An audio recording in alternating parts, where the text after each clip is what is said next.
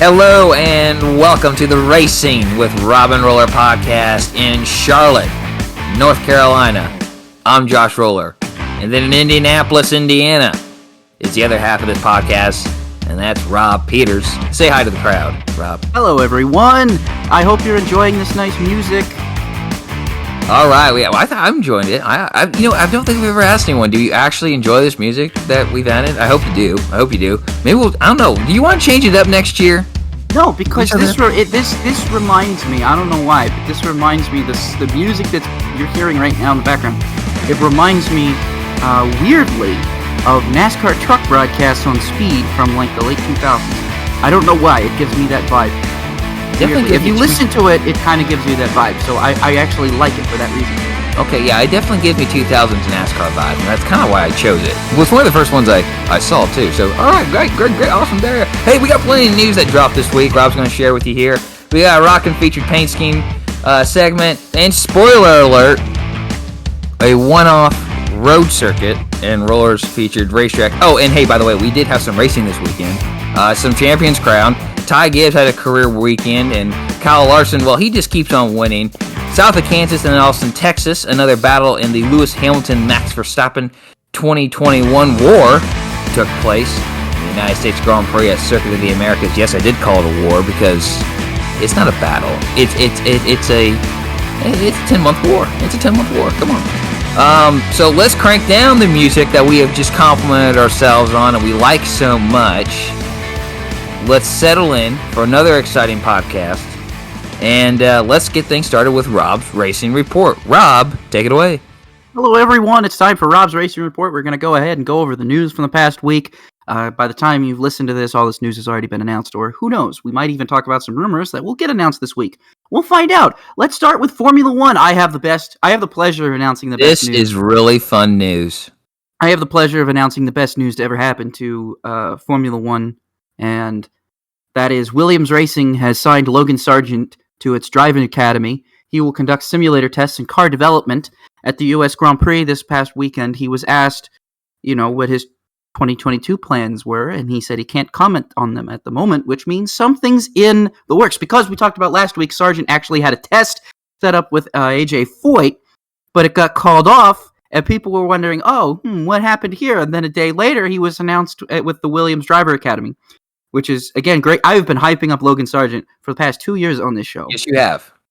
And rightfully so. I mean, it isn't, rightfully so. Like, you aren't hyping up some quack. You're hyping up a good driver. A good driver who deserves an F2 shot at the very least. And if he can't get to F1, he should definitely be in IndyCar. That's just facts. But he should get his F2 shot first. He should get his opportunity to get into F2 and show people what he can do. I don't know what car he's going to be in. That's going to be the interesting part. But if he could take a terrible Charouz and finish 7th in the driver's standings and get a win with it, I think whatever F2 team signs him is going to be very happy with his performance. Yeah. I would think so. We'll see because this Williams deal is really big for him because we saw, when they let go of Dan Ticktum, it was kind of like, okay, who's Williams going to target next? And now it looks like they targeted Logan Sargent, who doesn't have a lot of funding. Well, Ticktum didn't have a lot of funding either, which probably, I don't know one way or the other. Ticktum's F1 dream is pretty much over. Don't know what he's going to do next year, but Sargent's coming in, and I don't know. We'll see if he goes to F2. We'll see what happens, but he's going to be a test driver for Williams. And I believe with that new F1 rule now that they want younger drivers to participate in Free Practice 1, Sargent could be getting inside of Williams next year if things go well. So that would be pretty cool for him. Let's talk about some WEC news. And holy cow, Team Penske will field an LMP2 program in 2022 as part of a warm-up for the LMPH program beginning in 2023. So that hypercar program, Penske's going to enter it, but they're going to run an LMP2 car next year. So very interesting stuff coming out there with the Penske LMP2 and the WEC. Wow. And then for more sports cars, sticking with sports cars, going to IMSA, Sebastian Bourdais has signed with Chip Ganassi Racing to drive a Cadillac full-time in IMSA's DPI program next season. And now he has received the blessing from Chip Ganassi to potentially drive select races for AJ Foyt Racing in IndyCar next season. Now, Bourdais has come out and basically said his time as a full-time IndyCar driver is over. But he's very open to running partial schedules and doing part-time things because he was very proud of the progress that him and AJ Foyt made. And definitely, if you look at Bourdais' performance on road and street circuits, they're far better than what AJ Foyt Racing has been able to produce on road and street circuits with other drivers. So right. I think Bourdais definitely wanted to continue working with Foyt and that whole team to kind of keep building that direction. But I also think that Bourdais is kind of like, yeah, I'm going to go do this IMSA thing. I'm still over here to help, but you guys should be finding some good young drivers. And that's why Foyt's been giving drivers some tests here and there, giving young drivers, Tatiana Calderon was thrown out, and she has been thrown out as a potential landing spot for next year. We'll see if she continues to run Super Formula next year. We'll see. And then, like I was just talking about, Logan Sargent had his test set up with Foyt, but now that he's got that Williams Driver Academy deal, they called that off. So Foyt probably could be looking for somebody to pair with Bourdais next year. I would wonder what races Bourdais would run if they would be. I don't know if they would be ovals. I don't know why they would be. That's not really Bourdais' strong suit. His strong suit is trying to help them get better on road and street courses because I think they're fine on ovals, even though Kimball was one of the few DNQs of this year's 500. But I do think that their pace on ovals is not nearly as bad as it has been on road courses. So curious to see how Bourdais is going to help Foyt in that front, but obviously very interesting news there. Good for Bourdais getting that Ganassi ride in IMSA because that's a very coveted ride. If you want to continue your career and run sports cars, that's a very coveted ride to run. So I think Bourdais probably got a good shot at a Daytona 24 next year. If not, at the very least, he should probably have a Sebring win or maybe even a Petit Le Mans win.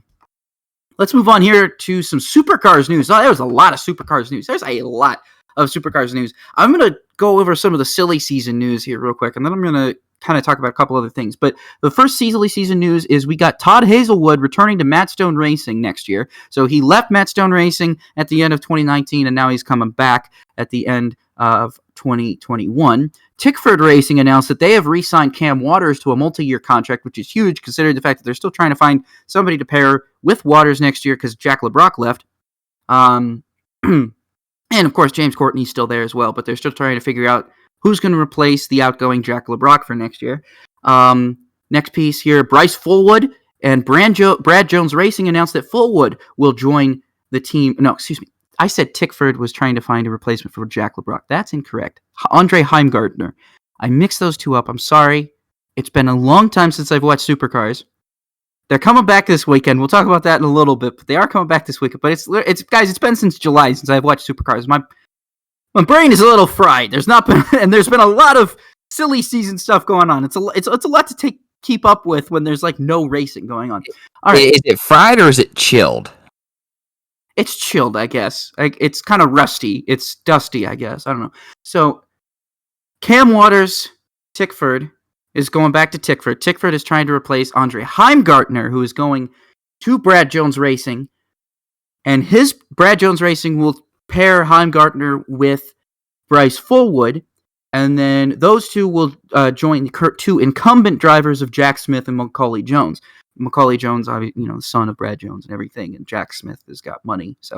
But Heimgartner and Fullwood are two pretty big pickups for that Brad Jones Racing team because those are two pretty good drivers. Fullwood has been having a fairly decent season with Waukesha and Andretti Autosport, but definitely not, I think, where he thinks he should be right now. He's a young guy. He's a young kid, so he's got plenty of time to get better.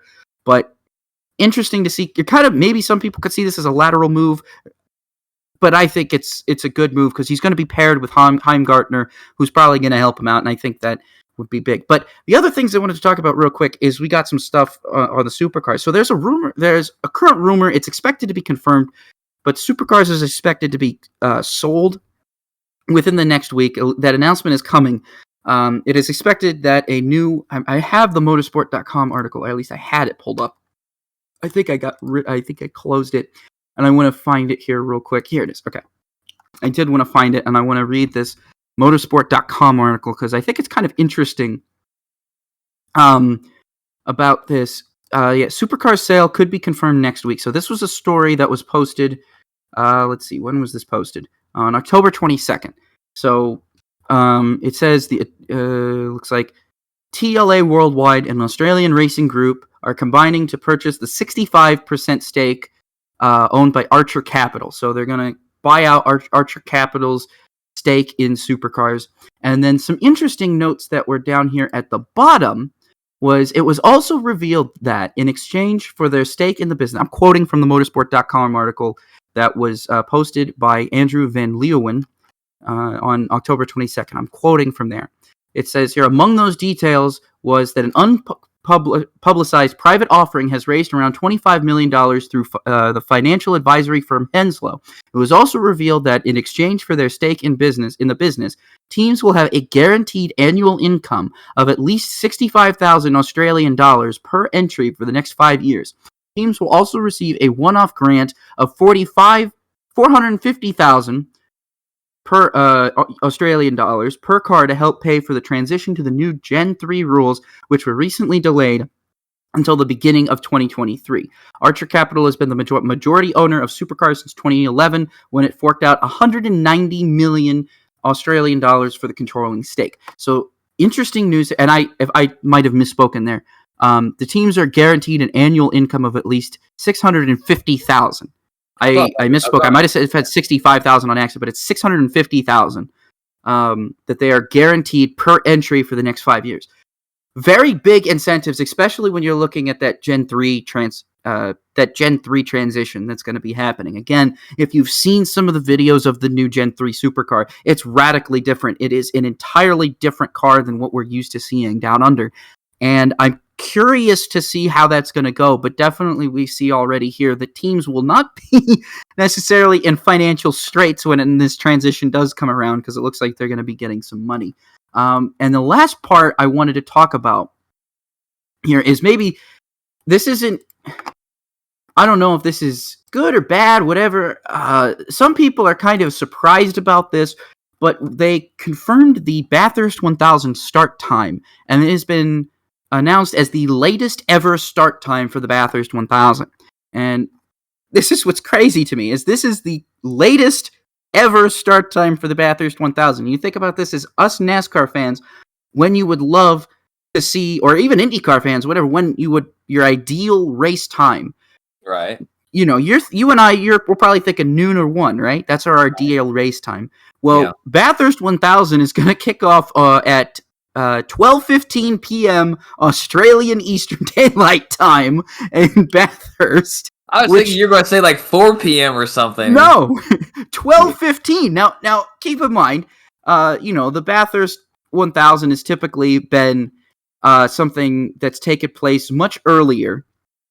I don't exactly know the exact date, Australian time. I just know that last year, I believe it started pretty early for us over here in the States. It was a relatively early start, like maybe around like 9, 10, somewhere around there. So I think, because I know Perth is the West Australian Western time is exactly 12 hours are different. So if it's 12:48 a.m. right now here, it's 12:40. It's noon. It's almost 1 o'clock in Perth right now. And I think there's a 3-hour difference from Perth to the east coast of Australia. I'm not sure about this. Aussies might be able to correct me here. I apologize. I'm a U.S. citizen here. I try my best to understand a lot of this stuff with all the cricket and motorsport I watch from all over the world. But so that is the latest ever start time for the Bathurst 1000. I wanted to note that because I thought it was so interesting when I'm reading that. All these, fans of Bathurst are like, oh, how could you start the race this late? How could you start the race this late? And I'm sitting here like, I would kill for a 12:15 race start time. They would never survive as a NASCAR fan. No. Well, down in Australia, it's NASCAR is pretty early in the morning. It's like NASCAR to them is like Formula One to us. So we get up like they early for survive over here. Holy cow, the race is starting at what time? Oh my gosh. Right. Imagine getting up, and it's always on a Monday too, because it's on a Sunday. Imagine getting up at 7 a.m. on a Monday to watch NASCAR. Very true. Sometimes I don't envy the Aussies as much as I want to. Yeah. You guys got a lot of good cricket. Got a beautiful, beautiful place, but I don't know if I'd want to watch NASCAR at 6 in the morning, 6, 7 in the morning on a Monday. I'll record and stay off social media. Oh, yeah. Oh, definitely. All right, let's move on from Supercars here and talk about some IndyCar news because this is going to be fun. WeatherTech Raceway Laguna Seca has awarded the funds from the Monterey County Board of Supervisors to make upgrades to the facility, including the pedestrian walk bridge, the racing surface, and infield facilities. So great news for Laguna Seca. Even though I think the track is terrible for IndyCars, it's great that fans will have a much better experience going to the race, and it'll probably keep IndyCar and IMSA, I'm sure. Maybe we can get MotoGP back. That might be more of a pipe dream. I don't think they're ever coming back, but it'd be cool. I don't think they're ever going to put more than one race in the United States again. I know they're not.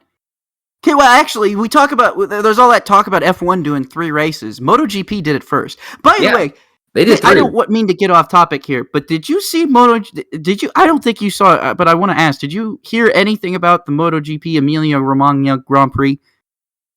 I knew it happened. I didn't hear anything about it. Okay, I'll have to bring it up later in the show. Remind me later in the show to bring it up because it was very dramatic. We're talking like major drama in terms of the championship, and just in general in terms of the race win. The race win was taken away, and I don't watch a lot of MotoGP anymore because NBC's broadcast coverage sucks. But it was on early in the morning on Sunday. Thankfully, a live commercial-free on NBC, which was insane to me. They aired the whole race commercial-free live on NBC. I couldn't believe that. I was honestly stunned. It took me a minute to realize they haven't taken a commercial break this whole race. I was like, where was this for F1? NBC. Why does NBC not have? Why are they so hell-bent, I guess, on airing MotoGP tape delayed? This was one of the first MotoGP races I think I've watched live all year because of NBC. Most of them have been tape delayed. And this one was commercial-free on big NBC. Is this competing with F1 because they knew ABC was going to have that race commercial-free and live? I don't know, man. Or maybe they didn't sell advertising for it. I don't have an honest answer, but it was kind of neat, actually. It reminded me of what it was like to watch it when it was on beIN Sports, when the coverage was actually, really good. But anyway, that's different. I'll talk about that later. Next piece of IndyCar news here actually concerns the road to Indy. Anderson Promotions has aligned with USAC for the sanctioning of its 3 racing series, USF 2000, Indy Pro 2000, and the all-new USF Juniors. So we will be seeing USAC sanctioning those road to Indy ladders in the future. Interesting choice there, but as it is. Now, how about this is what the news that everybody's talking about lately. Nico Hulkenberg tested an Arrow McLaren SP Chevrolet today at Barber Motorsports Park. That was Monday. We're talking about today. It's actually Tuesday, but it was Monday. It happened on Monday.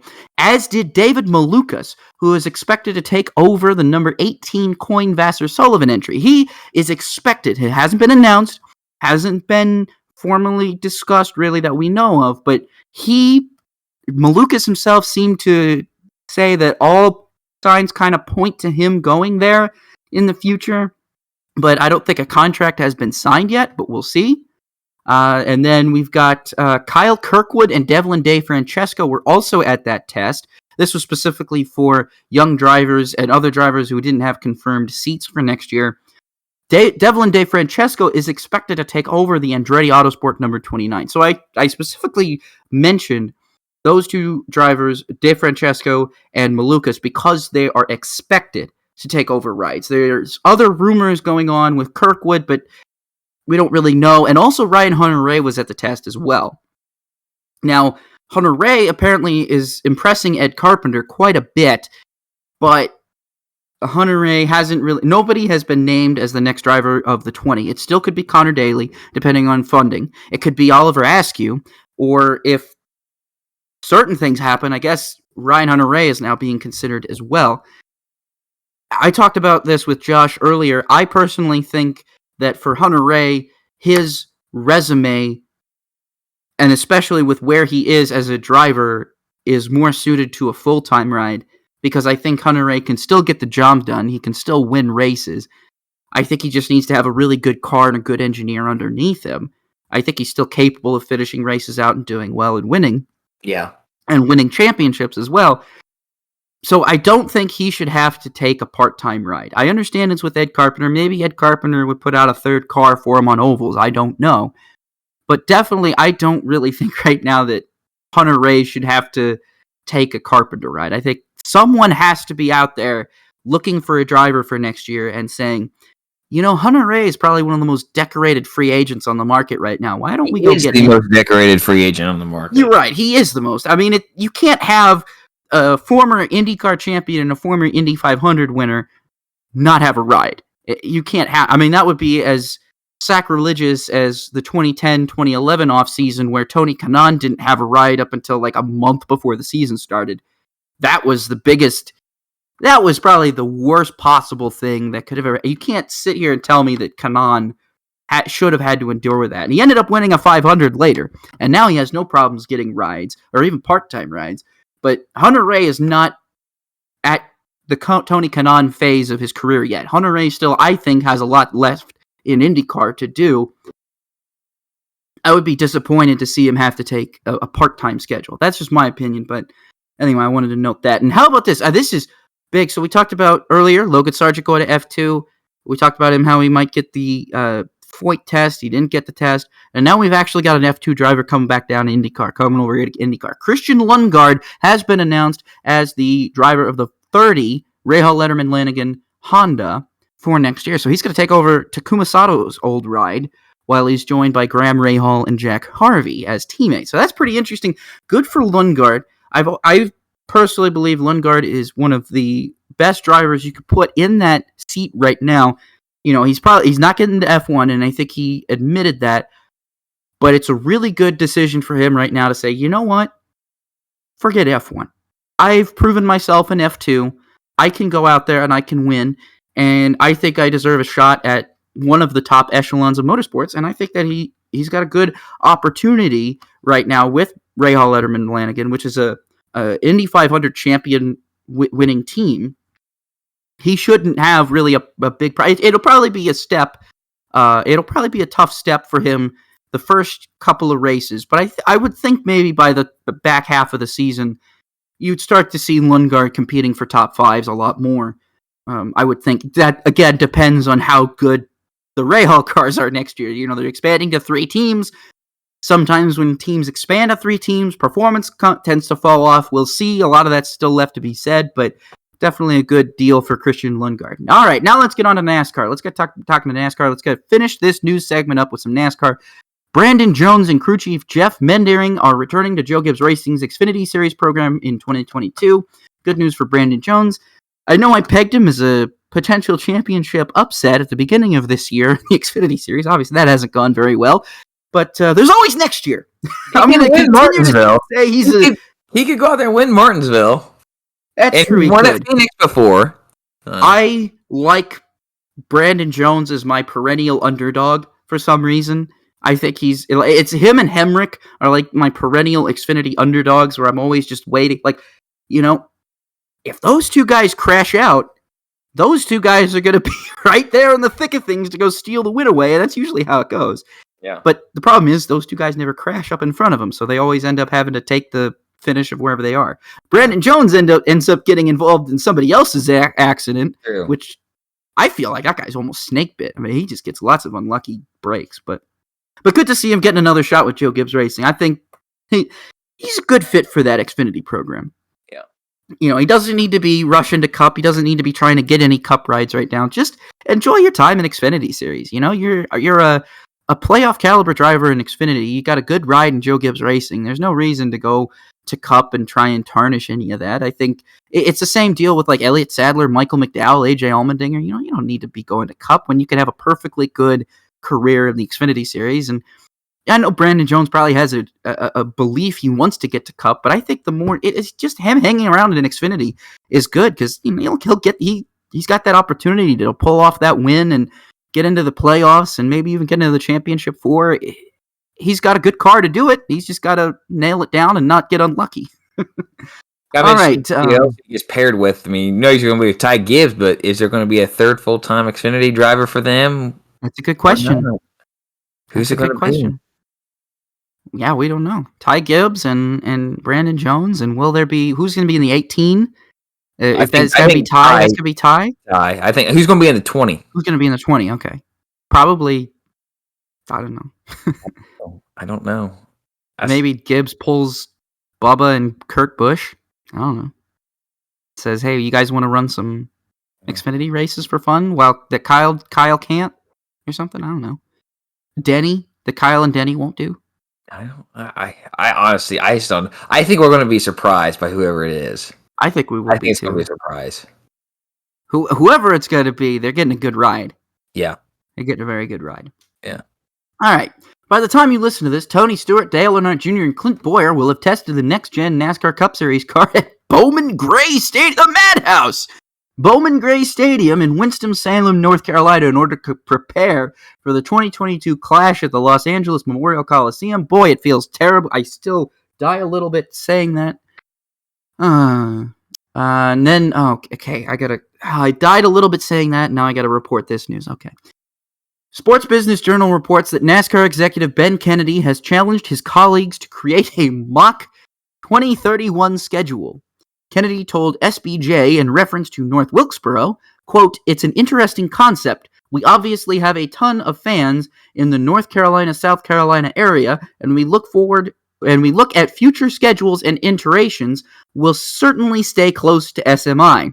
Adam Stern says that NASCAR has hinted it will strip races from underperforming tracks in the coming years. Potential replacements could be street courses. So congratulations, oval tracks. You're getting the IndyCar treatment again. Which means if your event doesn't perform well enough to their standards, screw you. It's going to a street course, just like they did it in Michigan to Detroit, and they're going to do it to Chicagoland. They did it to Kentucky. They're going to do it everybody. If you have an oval, too bad. You didn't sell enough tickets, so we're just going to make a street course because we've got to emulate IndyCar and Formula One because we're not appealing to the millennials anymore. I don't know. I don't know. Josh, you have a different take on this, I'm sure. I don't care about street racing and NASCAR. If I want to watch street racing, I'll watch sports cars and IndyCar and F1. When I watch NASCAR, I want to see fast cars going in circles on ovals and speedways. I don't care. I mean, road courses are fine. Purpose-built road courses, though. I don't care. I don't want to see NASCAR go to these street courses and then make a street course for... It's just, look, we have this huge boom in the late 90s, so we built a whole ton of these new tracks and new markets, and some of them have worked out great, and some of them have been colossal and horrible failures. And now we're basically saying, if you're a colossal and horrible failure, even for 1 year, you could basically be replaced by a street race. I don't understand why. I understand. I don't like that. I don't like that at all. I think that's not fair to the tracks. You built these tracks, and then you just abandon them and sell them off when you could do so. I just hate seeing racetracks get abandoned. I hate seeing racetracks go unused. I hate seeing racetracks be like this, and I feel like NASCAR is just going to start churning out. And then before you know it, you could open up a can of worms that IndyCar's in right now, where ovals don't sell, and the only thing that sells is a street course and the Indy 500. NASCAR better be careful before the only oval you can sell is the Daytona 500. That's all I'm saying. I'm not going to go and say it's that doom and gloom yet, or it might never be, but I worry about that. I would be worrying about that. I worry about Indianapolis. Who's to say they don't say, hey, you guys don't get enough fans here, and you have too many empty seats, so we're going to take your race away and go, I don't know, race in the street circuit now. I'm sure some people might love that, but what if they did to, what if you had one underperforming Darlington race? I don't think that. I don't think that it's going to be a one. I think it probably would be a pattern of underperforming because there could be extenuating circumstances that happen that you can't. Well, we'll talk about this later in the show, but I think then that comes all down to just poor promotion. If you're not going to promote your race, then I guess you don't deserve to have one. But at the same time, if you can promote the race successfully and get a bunch of people there, then NASCAR shouldn't just up and abandon you for some street course that's going to be popular for a couple of years and then get about as much attendance as the old oval race did. Because that's what you see this kind of crap all the time in IndyCar. IndyCar used to have a great schedule of diversified ovals and road courses, and then after 2010, that all went away, and they started replacing road courses, ovals, with road course races and street races in all these different markets. And if you started seeing tracks lose dates that should have had dates, and then go into a street race. It's just, I don't want to see NASCAR go down that path. I'm worried about that because I like cars on ovals in NASCAR. I like American oval racing, period. I prefer to see IndyCar race more ovals. They don't, but I'd love that. And I just feel like NASCAR is taking one of the things that makes it unique throughout the entire world, and trying to replace it with stuff that's trendy. I think trendy is a good word. I read, without delving too deep, I read a SF Gate article a week or so ago, and it cited the right now movement. The right now movement can be very dangerous, doesn't matter what it is. And if you're succumbing to, that's working right now, or people are calling for that right now, we need to make changes right now. Gotta be careful. You got to be careful, and like you said, I don't know what a mock 2031 schedule is. I saw this one Twitter user who posted their mock schedule that like what am I looking at kind of deal. If they want to contact me, I made a mock 2023 schedule that includes one exhibition race, 37 points races, and trips to Memphis, Pikes Peak, Rockingham, North Wilkesboro. If you want to give me a call, you can see it for sure. Hey NASCAR, I got a good schedule for you. It's called a 2003 schedule. That's all I got to say about that. You want a good schedule? 2003. 2004 is okay, but 2003 had the Darlington at the Southern 500 date, so that's why I went with that. Two races at Rockingham would be rad, though. Not going to happen, but it'd be rad. I'd take one race at Rockingham. Take one, just one. I take anything. I take anything over what we got now. What we got now is just a bunch of road courses and bad. I think having like 5 or 6 road courses is a good balance. Because I'm not gonna lie, I love the Roval. I like them going to Road America. Obviously, Sonoma, Watkins Glen, natural. Coda still takes some getting used to for me. I think it's weird that we. I think if we would have had a dry Sunday race, you would have had a much higher. No, it wouldn't have mattered. It felt weird when Coda came up. When Coda first got built, I never saw anything that wasn't an international motorsport going there. And in the last 3 years, we've brought IndyCar and NASCAR there. And I'm sitting here thinking, well, Coda should be reserved for F1, for MotoGP, for WEC, for international stuff. It shouldn't really be used for stuff that, like NASCAR and IndyCar, that is local to the US. Like, I feel like if you're going to build a track like that, you should try and attract worldwide motorsports over. And I mean, it's not. I think, for crying out loud, that track hosted a Supercars race. Yeah. The track's hosted a Supercars race. Now that's something that I see Coda was built for. If you want, NASCAR and IndyCar to go to a road course in Texas, you might just have you might have been better off, at least in my opinion, telling Eddie Gossage to make a Roval of his own. He's got a Roval of his own, but when they redid the reconfiguration, they kind of closed it off on the back stretch. Oh yeah, it's been closed off for longer than that. Yeah, I think officially they closed it off back there. They ran an ALMS race there at the turn of the millennium. Yeah, they did. They had a couple at the Roval at Charlotte too. Yeah, they had a couple races there because they had a different config. They had to install a chicane for speeds purposes there. But yeah, I mean, I don't know. I think the balance of the current schedule is good. I just wish that it was more diverse, market and location wise. And I don't even care about market diversity. I like things to stay the same. I don't like the Ben Kennedy idea of we got to change the schedule every year. No, you don't. Do you want to keep people in stands. Stop changing the date that it takes place. You want people to plan their years around this date. They can't tell these people to plan, their vacations. You can't tell people to plan their events and their years and when to put in paid time off or whatever. You can't tell those people to do that. A new week every year. That's why you release the schedule in the spring in a non-COVID world. It doesn't matter if you're releasing it in the spring or not. You can't change the date every year because then you lose that walk-up crowd. That walk-up crowd expects something to happen, expects an event to be here that specific time of the year. Like, think about that walk-up crowd that probably tried to walk up to Daytona. I'm being flippant. But imagine there's some people who are walking up to Daytona on the 4th of July weekend being like, where's the cars? That's called promotion. I mean, I agree with you on promotion. Promotion is a big problem, but I would much prefer to see just the schedule stay the same so I stop having to get used to a new schedule and have to get used to this track being in this time now. Oh gosh, now we got to go to Richmond in the summer. Oh great, I'm so used to that being in the fall. Or oh great, now we got to go to Daytona in the fall when I'm so used to that being in the summer. It's just annoying. It's annoying. I don't like having to adjust all this, my whole year for NASCAR to change up their schedules because they want to be different and hip and appeal to Gen Z or something.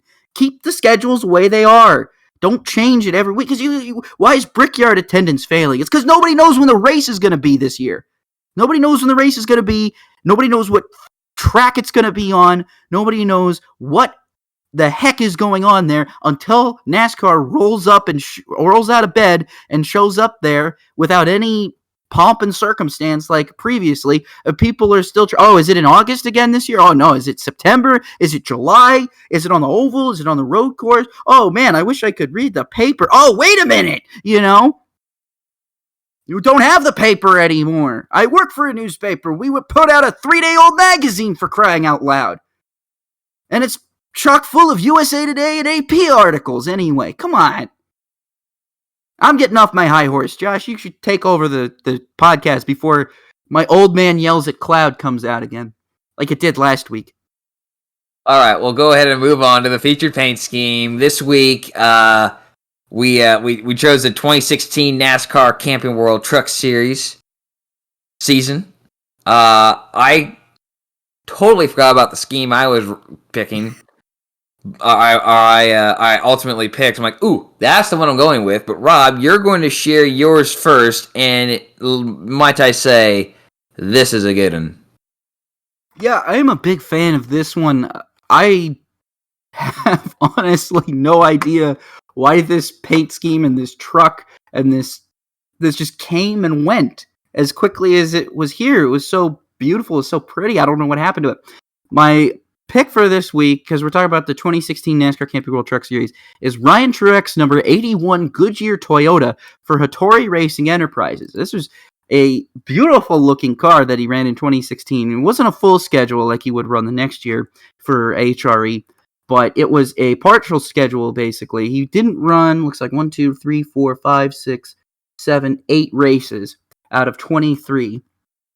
But the races he did, and he didn't run this scheme in all those races. I think he only ran them in the first couple of races. But this Goodyear paint scheme, this reminded me. I'm pretty sure I've seen this paint scheme as like a fictional paint scheme in a NASCAR Thunder game before from EA Sports. Like that's what it looked like to me. It's blue. It's got yellow stripes along the side, kind of yellow swooshes with some white ones underneath it as well. The 81 is yellow, and I love the block text that it's got, and it says Goodyear on it, so it's very plain and simple. It's got one sponsor, basically, and that's Goodyear, just like the old days. Or it's got another paint scheme on there. What is it? Toyota Osaka Parts Distributor Toyota.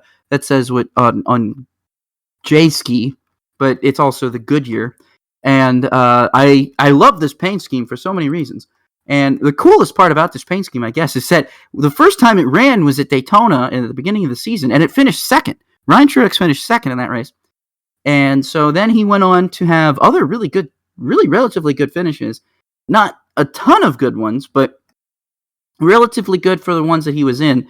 A 6th at Kansas, an 8th at Dover, then an 8th again later in the season at Talladega. So he did have, what is that, 1, 2, 3, 4 top 10s in the season. Finished 18th in points, but overall pretty mediocre. But he wasn't even racing this car. And that's the problem. He should have just ran this car, because I think as soon as he stopped running that car, the performance fell off. Because here he is pictured with a different car at Dover. And by Charlotte, he's running 22nd. And Gateway's 26th. And Michigan, he doesn't finish with at 23rd. At Mosport, he's 21st. Yeah, so it would have been better to keep that Goodyear paint scheme. But anyway, I just want to talk about that one, because that was a really cool paint scheme that came and went. It kind of came and went, and I saw it, and I was like, man, I remember when that paint scheme ran. I remember when that finished second at Daytona. I was like, that is the coolest paint scheme I have ever seen. So that's why I talked about Ryan Truex's number 81 Goodyear Toyota. I picked Austin Cindric's number 2 Pertec Ford for Brad Keselowski Racing. The truck was very simple, base blue, and yellow along the bottom. The number 2 was white with kind of black outline in there. And I kind of double checked it, looked at, is this the same font used on the 29 of Brad's team? I thought it was. It is. I think I'm 99% sure it is. The 2 is just expanded, it's widened, so because the styling was so skinny, very thin for the 29, and I was never really a fan of the numbers that they used, the stylings. I know that might upset some Brad Keselowski fans out there, but I wasn't a huge fan of it. I would prefer than using the Penske 2 like Brad did at Charlotte a few years before that. I would have preferred Brad have gone a throwback and used the same 2 that his dad used in the Truck Series, but that was just me. Ooh, there you go. I agree with that wholeheartedly. But for Cindric, he attempted to make the race at Dover in May, but failed to qualify. Then he qualified 27th at Bristol, 2nd at Canadian Tire Motorsports Park, 15th at Talladega, and 21st at Phoenix. And he finished 18th at Bristol, 23rd at Canadian Tire Motorsports Park, 20th at Talladega, and 15th at Phoenix. Didn't really have a whole lot of luck. Great finishes in this truck. But he only made 2 truck starts in 2015. He went full-time in 2017. Obviously made all the races there that year. He was in the championship 4 that year in 2017. We're jumping ahead there. But this car was simple. Our truck was simple. I kind of prefer the Pertec sponsorship on the Penske Aero Flame design, however we're classifying it. But still, it looked good on the truck. I think this was the first introduction for Pertec in NASCAR. I could be wrong on that, so if I'm wrong, correct me.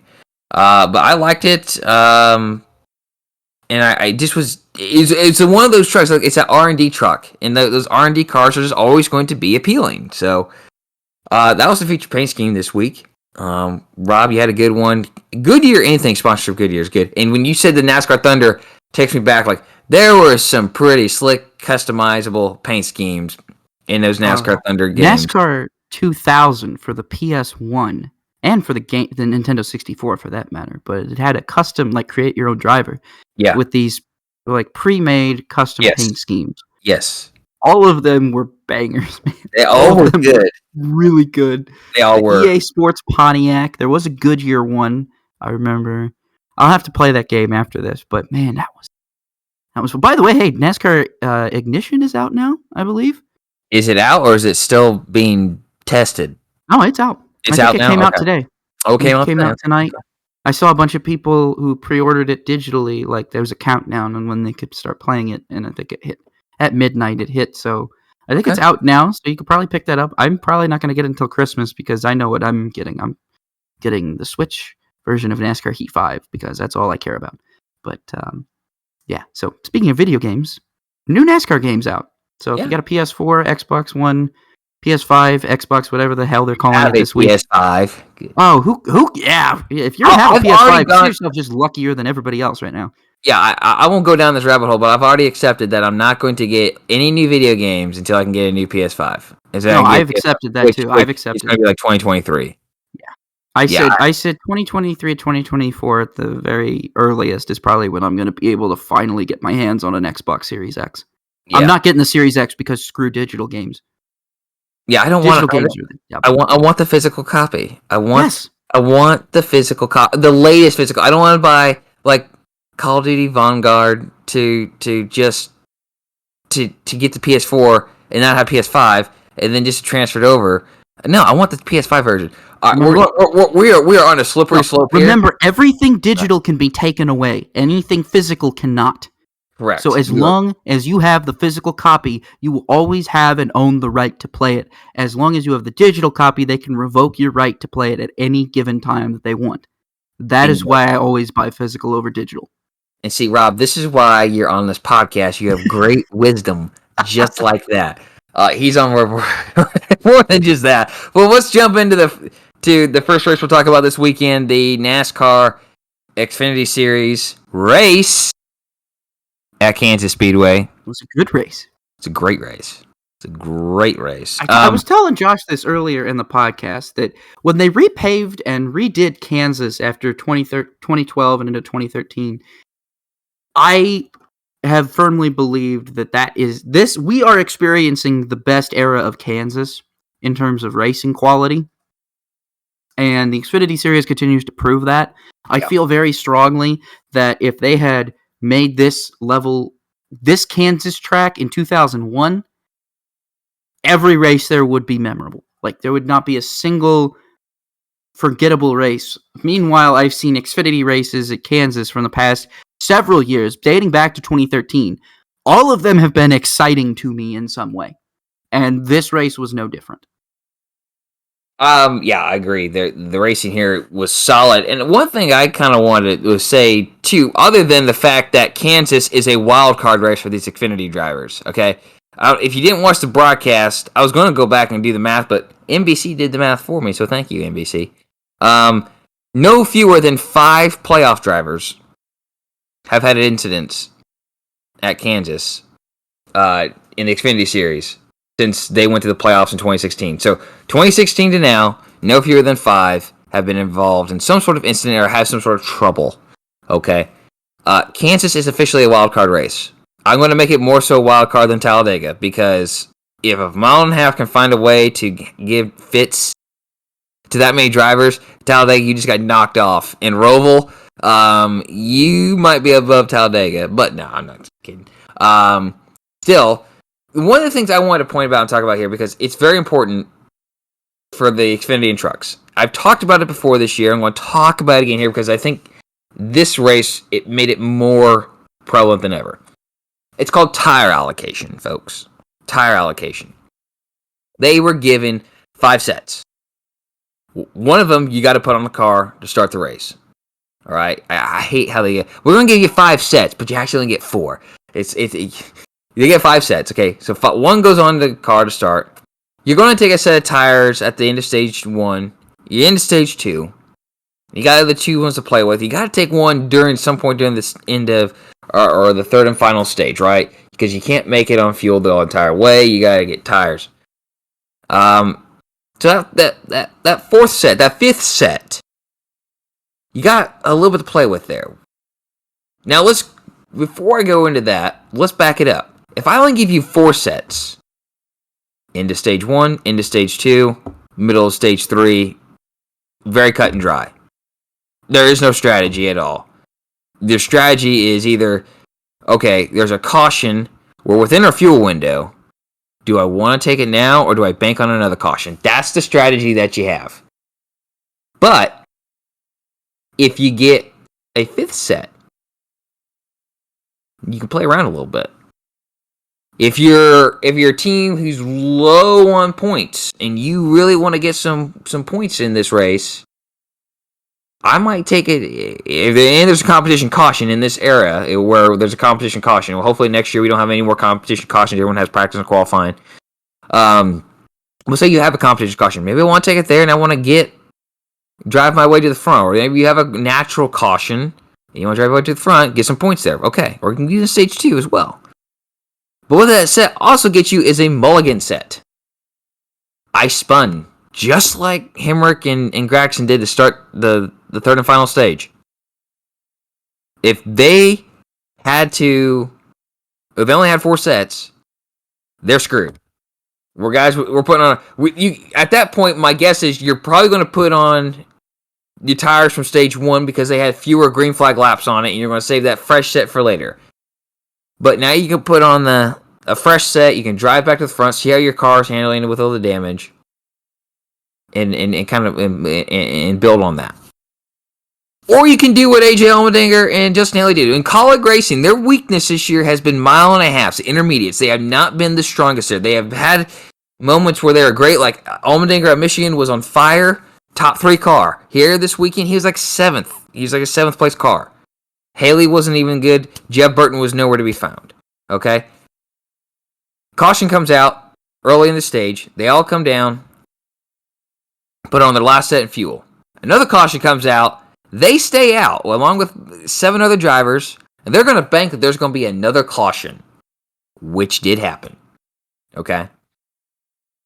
They restart outside the top 10. They drive into the top 5, which I was surprised they actually didn't go further. But I think it just showed the weakness of their car and also the strength of Austin Cindric and Ty Gibbs and their 2 cars. But still, that extra set of tires opened up this strategy book. We're going to talk about why did you watch the USGP as well as every other F1 race? It's called strategy. Yeah, the race winner's probably going to come down to Mercedes or Red Bull with nothing crazy happening. But the strategy is why you watch the race. This right here was why the third and final stage was so entertaining. That if there's a caution with the right amount of laps left, I know I'm ranting here, but the right amount of laps left, Allmendinger or Haley and anyone else can drive up. Sieg finished 5th. Brian Sieg finished 5th because he was one of those guys who took a set tires. Second top 5 of the year. Brett Moffitt was 6th. All right? These guys pulled that strategy. We're going to save a set. We're going to bank that there's going to be another caution. And they got it. And they got, Haley turned an 11th place day into a 4th. Allmendinger turned a 7th into a 3rd. Sieg and Moffitt were outside. They were floating around top 15. So they got 10 more points out of it. I know they're not in the playoffs, but they're racing for position and for prize money at the end of the year. Every point counts for them, too.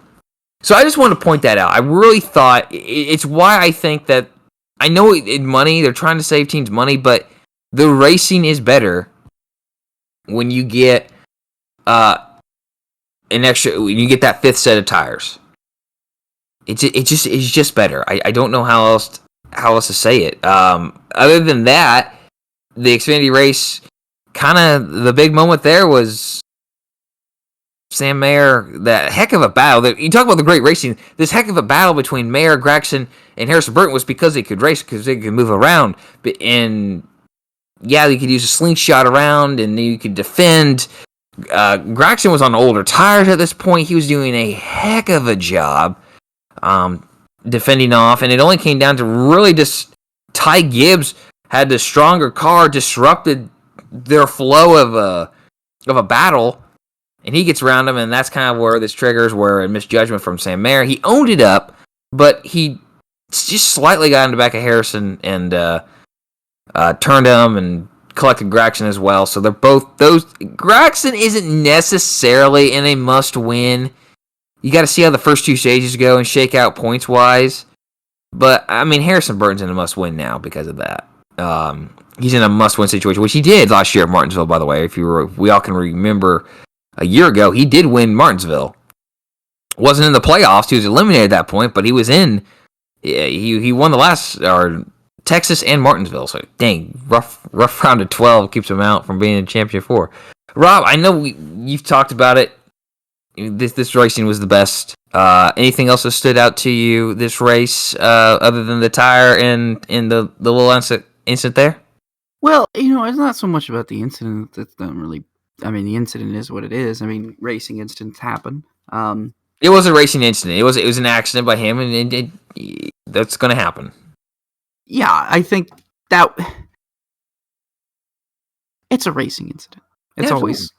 There's no reason to sit there and try and place blame on anybody when there's no blame to be placed. people like to do that, armchair Yeah. quarterback, a Monday morning race, crew chief, whatever. But, Yeah. for me, my biggest takeaway from the race was, I think a lot of it had to do with tire allocation, like you were mentioning.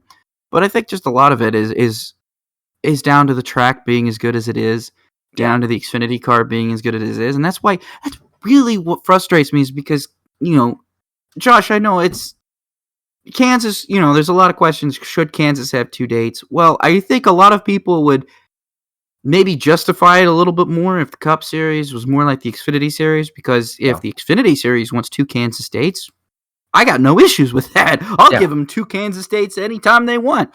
Yeah. I'll give them a third if they want to run the quote-unquote road course. Hell, I don't care.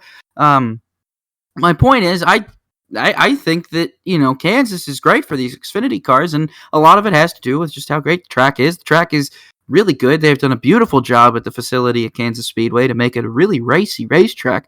It's very grippy. I was talking to you about this before the show, but I want to mention it here as well. Is one of my favorite things was I was watching, and it really stood out to me, was in the first few laps. This is what really, and it continued throughout the rest of the race, but what really stood out to me was those first few laps when you had, I think it was Hemrick. I want to say it was Hemrick. I might be wrong on that. I might be remembering incorrectly, but you had Hemrick leading, even if it wasn't Hemrick. Let's just say it was Hemrick for right now. I think it was Hemrick. And he was going out, and he got great start. It was and Hemrick. all of a sudden you had, and then after a couple of laps, Austin Cindric starts feeling out other lanes to use. He starts feeling out his car, and he starts to gain a little speed. He starts to move up higher and higher, and he starts to gain a little speed.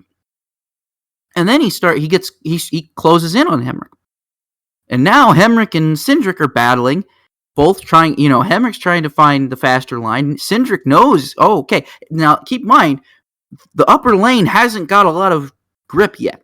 Right. Okay, so it's going to be very, very hurtful to the tires when you go up there. It's going to have grip, but it's not going to be as... It's not going to be rubbered in. Right, it's not going to be rubbered in. That's what I was looking for. So Cindric's up there kind of using up his tires a little bit more than Hemrick is, but it's paying off. And Hemrick wants to keep the lead. Well, Hemrick wants to keep the lead. Now these guys both got to realize, oh, wait a minute, we got to conserve our tires a little bit. And just as that happens, just as those two are starting to realize, we should probably consider conserving our tires, here comes Gregson. Yeah. And I think to myself, I was sitting there watching that, and I'm thinking to myself in that moment, this is what was fun about Cup Series. And I think I talk about this every week with the Xfinity Series. I feel like I'm a broken record. Maybe I am. But it's because just the night before I was watching an old Kansas race, and that same thing was happening. And I love that because, and I think, but it wasn't happening to that degree. Drivers were not trying different lanes and picking out where their cars were. Like at old Kansas was more of a 1-groove racetrack. New Kansas is a 3-groove racetrack that works in a very similar way, but can be very fast as well. And I appreciate that. And I think that, I firmly believe that if Kansas were built the way Kansas was, if they had built Kansas the way it is now in 2001, I really feel like those races would have been better, or even better than they were back then. And I might have already said that, but I wanted to reiterate it because it's a very true fact. And that was the most fun, was just seeing how many different lanes these drivers could use, and then seeing how loose they would get. Just watching these cars slip and slide around and not be stuck to the ground, especially at New Kansas with no grip. I remember when they first repaved that track in 2013, there was no grip to be found anywhere. Guys were sliding around everywhere trying to find the fastest route. Sometimes the fastest route was the slowest route because of just how slippery the rest of the track was. Now, obviously, the track's rubbered in. The track's kind of aged a little bit since then, but I think it still holds true that that's how Kansas can be, is when we put these low downforce Xfinity cars on there with this high horsepower stuff, you'll get guys doing that. And with tire allocation, like you were talking about, with that tire allocation, you'll get these guys searching for different lanes, searching for different grooves, and actually making passes, actually being able to make up make up ground on the car in front without having to be so reliant on momentum in the draft. Yeah. I feel like I talk about this every Xfinity race, but again, this is what I noticed. These are my takeaways from almost every mile-and-a-half Xfinity race that we go to. You see that. You just see these cars on the ragged edge. You see these drivers having to drive these cars to their limit, and it's fun because you're seeing a mix of veterans and young drivers do it. You're seeing the talented young drivers. Look at Ty Gibbs. Let's talk about Ty Gibbs for a minute, because I think in the midst of all that, we forget that he won this race. Ty Gibbs. The thing that amazes me the most about this was Ty Gibbs I do not believe that Ty Gibbs had the fastest car at all, by any means. I do not think or believe that Ty Gibbs had the fastest car on the racetrack on Saturday. But, because I saw him moving to the front, then moving to the back, then getting past, then he'd have bad pit stop, go back to the back to the back, and then he'd make his way to the front again. Ty Gibbs was never in one place all race. He was all over the field. And that's what you used to see. You used to see a lot of that in the Cup Series, and you see it all the time in the Xfinity Series. You see Kyle Busch do it all the time. Kyle Busch gets a penalty for speeding in the Xfinity Series, and the dude's, up to second after like 4 laps. He gets a penalty in the Cup Series race, and, he still might be 25th by the time he's completed 10 green flag laps. It's a night and day difference, and you can see, okay, well, Ty Gibbs, his car's running better, now, or he made some adjustments, or hey, the track changed to his, it's so much different. You see these comers and goers, you see that ebb and flow of the race. You see drivers do really well, and then you see them fall off a little bit, and then come back towards the end of the race, and, I just liked that. I liked not really knowing who was going to win. I didn't think Ty Gibbs was going to win the race when the green flag fell. And I didn't think Ty Gibbs was going to win the race until about the last restart. I appreciate that. That's the kind of racing that I like, where you go in and you really have no idea who's going to win. As we transition to talk about the Cup Series, you go in there and you kind of already have an idea who's going to win before the race even gets started. Okay, well, Larson's really good. Okay, well, so is Hamlin. Okay, well, who else is up there? Who else has got a good racing car? You look at that and you're just like, oh, well, okay, well, we have an idea. Pick up, even they were talking about this in Formula One. You could pick a couple of drivers up off the top of your head and say, okay, well, it's going to be Lewis or Max. That's what's going to happen. But the fun about watching the race is the strategy. Well, the Cup Series has no strategy. Xfinity Series has the good racing, it has the strategies, and it manages to have that, even though we have stage racing and a playoff system. So I really don't think at the end, and there's a lot of old school fans who will probably say, myself included, will probably say that, the playoff system is terrible and the stages are terrible. And I'm not going to straight up deny that, but I'm also going to say that it's not the reason why NASCAR sucks, because if you look at the Xfinity Series, stage racing and playoffs can coexist and nobody will care. The racing's good. Okay, cool. We get some extra drama. Good racing cures all. Yeah, we get some extra drama because of the playoffs, but, at the end of the day, the fact of the matter is, you don't go home thinking, man, that guy should not have won that race today. You go home thinking, that guy drove the best race out of everybody, and that's why he's a winner, and that's why I point to Ty Gibbs. I say, dude, Ty Gibbs, you had one heck of a weekend. He really did. He had one heck of a weekend. He could have swept the ARCA race. He didn't. We'll get to that in a bit. But really winning the Xfinity race was... I didn't know what to say. I didn't peg Ty Gibbs as even winning that race at the beginning, and I didn't peg him as winning the race probably until 30 or 40 laps to go, where I actually thought, oh, hey, Ty could win this race. I didn't peg him to win till like 10 to go. Okay, that's true. We had 10 to go. That last restart, because he took the lead like with 11 or 10 to go. Right, but he was coming through the field as the race started to wind down, and as soon as you got that late caution, it was like, oh, okay. Yeah, I think something different's going to happen. The complexion of this race has entirely changed, and I like when that kind of thing happens. Yeah. And as we move into the Cup Series, you're going to see that doesn't happen. No. It's night and day. I am to the point, I don't find the restarts entertaining anymore from in the Cup Series. we're officially transitioning to the Cup Series now. Okay. But I just don't find it. I just don't find it entertaining. I find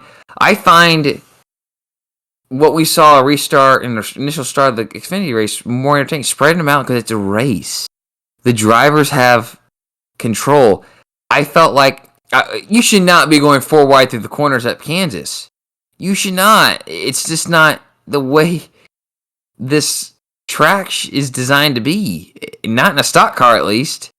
I don't. They're wasting the prime of this Kansas track, the prime of this Kansas surface, on mediocre, terrible race cars and a terrible package that can't do anything. I mean, this is what bothers me. This is what almost becomes frustrated, is NASCAR has given this perfect storm. It's like, okay, if everybody who's going to complain say, oh, the tracks are boring, okay, well, we've got the perfect Kansas track right now. The surface has aged to where it's just right.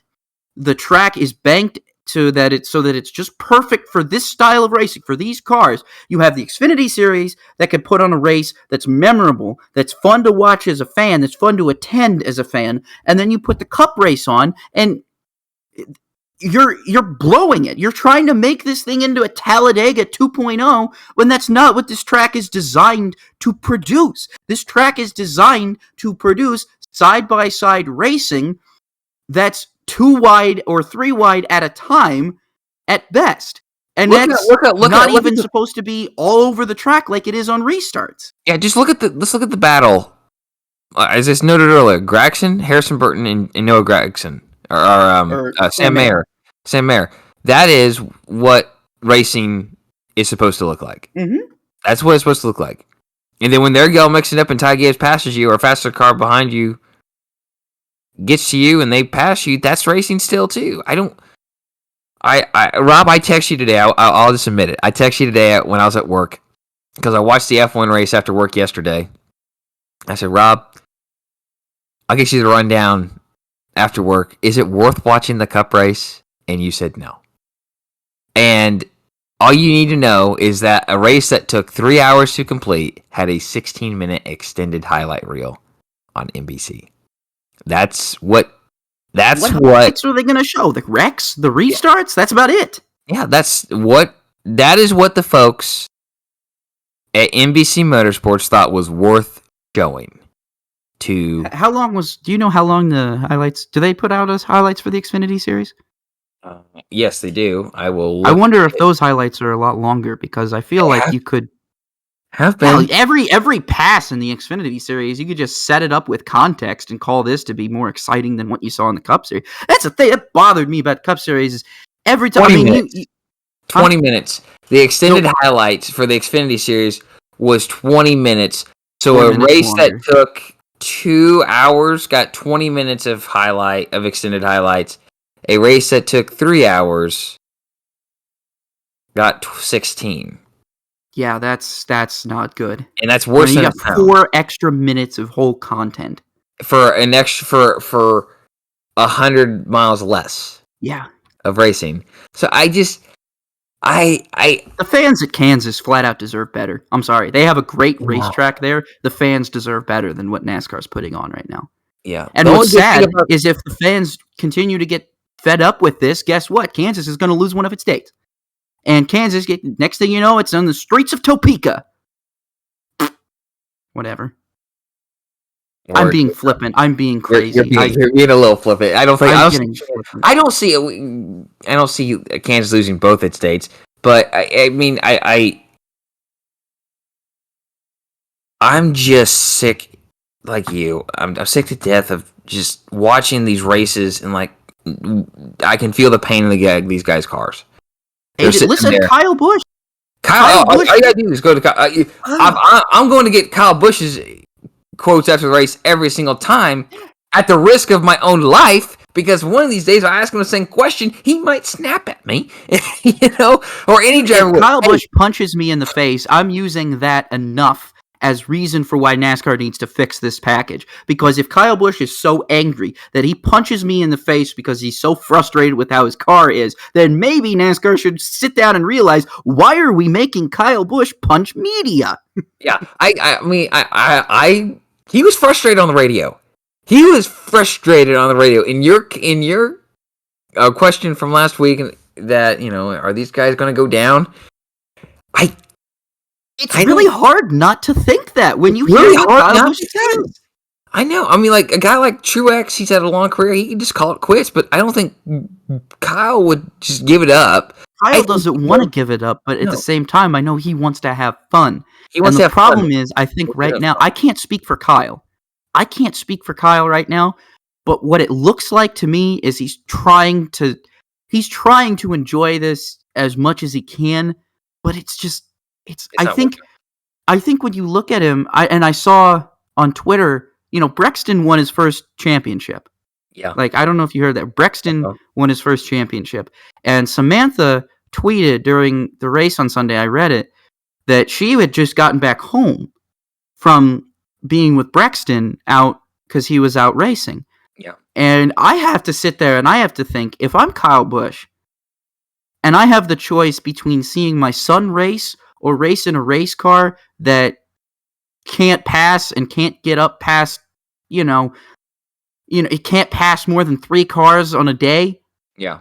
What am I doing? Why am I out here?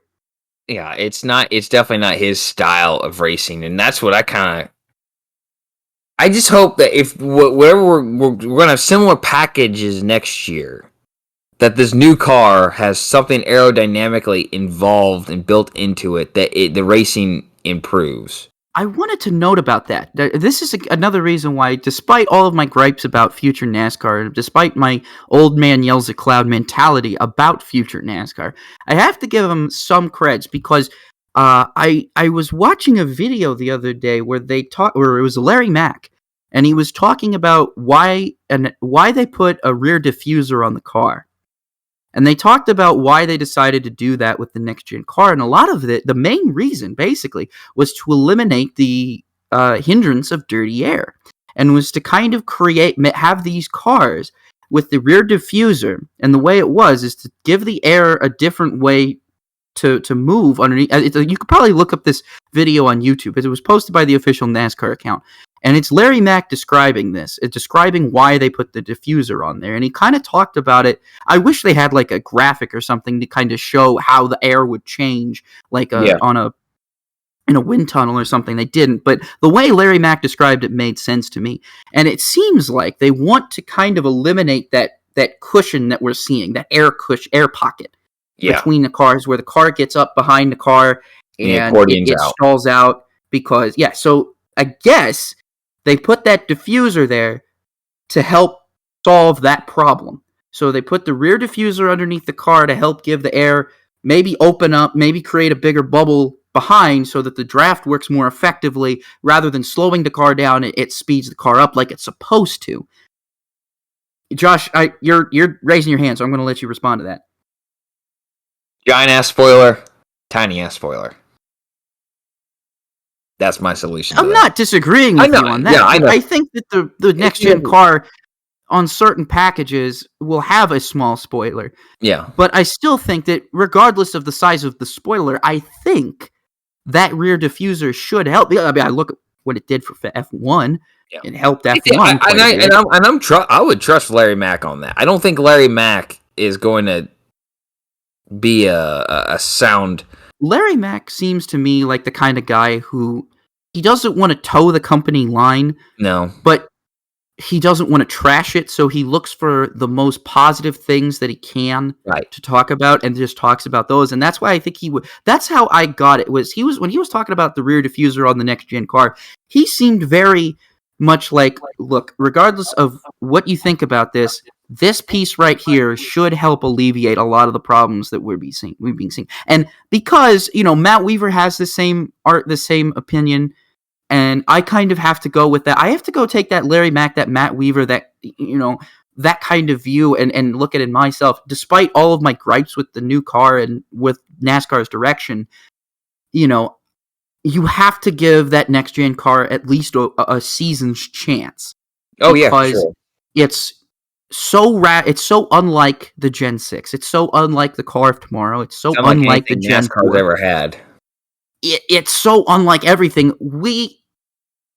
trying to predict how it will race is kind of unfair to it, because no amount of iRacing BS is going to is honestly going to tell us how the car is going to race. That's the positive thing.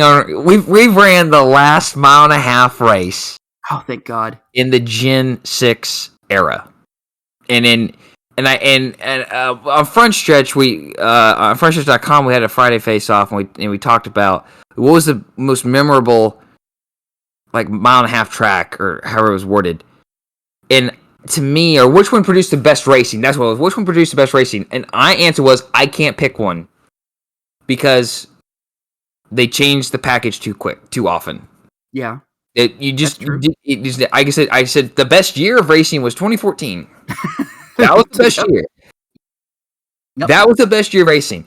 Other than that, I can't really pick. It just, I want them to just pick a package. Here's what we're going to go for 3 years. If something is drastically wrong, we will fix it, but we are not going to just change it wholesale next year. Because, this feels like the past 2 years, next year will be 3, has been like the most consistent the package has been in a long time. Ever since the word package really came around. Sorry, I didn't mean to interrupt you on that one, but yeah, I'm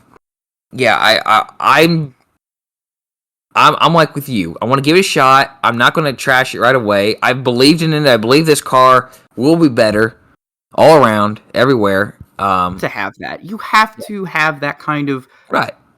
I guess outlook on it. Otherwise, you're going to be like me a couple of months ago, where I'm just like doom and gloom. Like, can I even? I was sitting there thinking, can I even continue to watch the Cup Series on Sunday? Is this something that I'm even going to continue to watch? Because everything's going to be changed, and I just have to keep reminding myself. This is how I've been doing. I've been reminding myself every time I get this existential like dread. I'm just like, you'll always have Xfinity, and the car's not going to be that bad. I just have to keep telling myself that you'll always have Xfinity, and the car won't be that bad. And that kind of calms me down, takes me down off the ledge a little bit. But yeah, man, it's rough when you have to really just put all your faith into NASCAR, even though you know that you don't have a lot of faith in them to begin with. You're trying to put faith into something you don't really want to, but you kind of have to get yourself through this off season and through this mess of changes that's going to come throughout the next year and a half, maybe 2 years. It's going to be a lot. It's overwhelming for me already. That's why I'm just like, I have the IndyCar. I have the Xfinity Series. I'm okay. Trucks are coming back to Lucas Oil. Okay. It's all good. I just have to keep doing that to myself. I have to keep looking at the positives. I just have to keep looking at the positives. Yeah, if you haven't noticed, folks, Rob doesn't accept change very, very easily. Not in my NASCAR. I'm more open to change in IndyCar and F1 in Supercars and in IMSA and in whatever. Even sprint cars. I'd be more open to changes in sprint cars than I am NASCAR, because NASCAR, I'm very opinionated about NASCAR. Yeah. If I ran NASCAR would be a hell of a lot different than it is now. Let me tell you that. If I ran NASCAR, I can tell you right now, the schedule is going to go back to the way it was. I'm not going to go a full-on make NASCAR great again style, but I'm going to... My view for how to make anything successful is progress but progress that is masked through nostalgia. You do progress, but you trick people into thinking they're getting more of the same. Do you know what I mean? That's what I like about IndyCar is they change little things over time. So like the IndyCar 10 years ago is totally different to the IndyCar now, yes. But you see the process of how it got here. And you see that little process, so that little by little things changed and got better and better and better and better. Right. And some things that didn't get better got eliminated or got improved upon, like the aero kits. They were improved upon, then eliminated. You see that. Whereas NASCAR has always been kind of like, all right, next year is going to be radically different for us. And it's like, can we have some time to adjust? Jeez. That's all I'm saying. It's just give me some time to adjust. You're seriously, new car, new tracks, new clash, what's next? New points format, new new way of driver authenticate. What new driver NFTs or whatever? I don't know, something crazy like that. Just give me a slice of nostalgia with all of your change, please. I'm not asking for everything. I'm not asking for full 110% nostalgia. I'm not saying go back to the way things are. I'm just saying, please let me hang on to one of the things that I really liked about NASCAR. I really wish we were recording this right now. I know. Your emotions. My hand motions. What we should really do is we should figure out a way to live stream this or record this or something. But all I'm asking NASCAR is, I'm cool with you guys, doing the next gen. I'm cool with you guys going to different markets, trying new things out. But please, for the love of God, just give me something nostalgic to hang on to, And that's what that's my thing. Was that's why it's harder to accept the number placement, I think, because I feel like a good compromise would have been just give us those number placements back. Give us those center numbers, because then it's not going to be as radical of a change. Now it's it feels more radical because the cars, not only do they look different, but their paint schemes are different. They sound different. It's too much. It doesn't. NASCAR 2021 is totally different from NASCAR 2022. What is going on? It's culture shock. That's my complaint. That's my view. Okay, there's too much. It's just a nice little, give me a totally radical new form of water, but also put that little lemon on it so that at least I know what it is. That's what I'm saying. That's a terrible analogy, but it's an analogy. I was going to wrap this Kansas discussion up. I just want to point out, as someone who grew up a Jeff Gordon fan, Hendrick fan, therefore, Sunday was kind of a very, I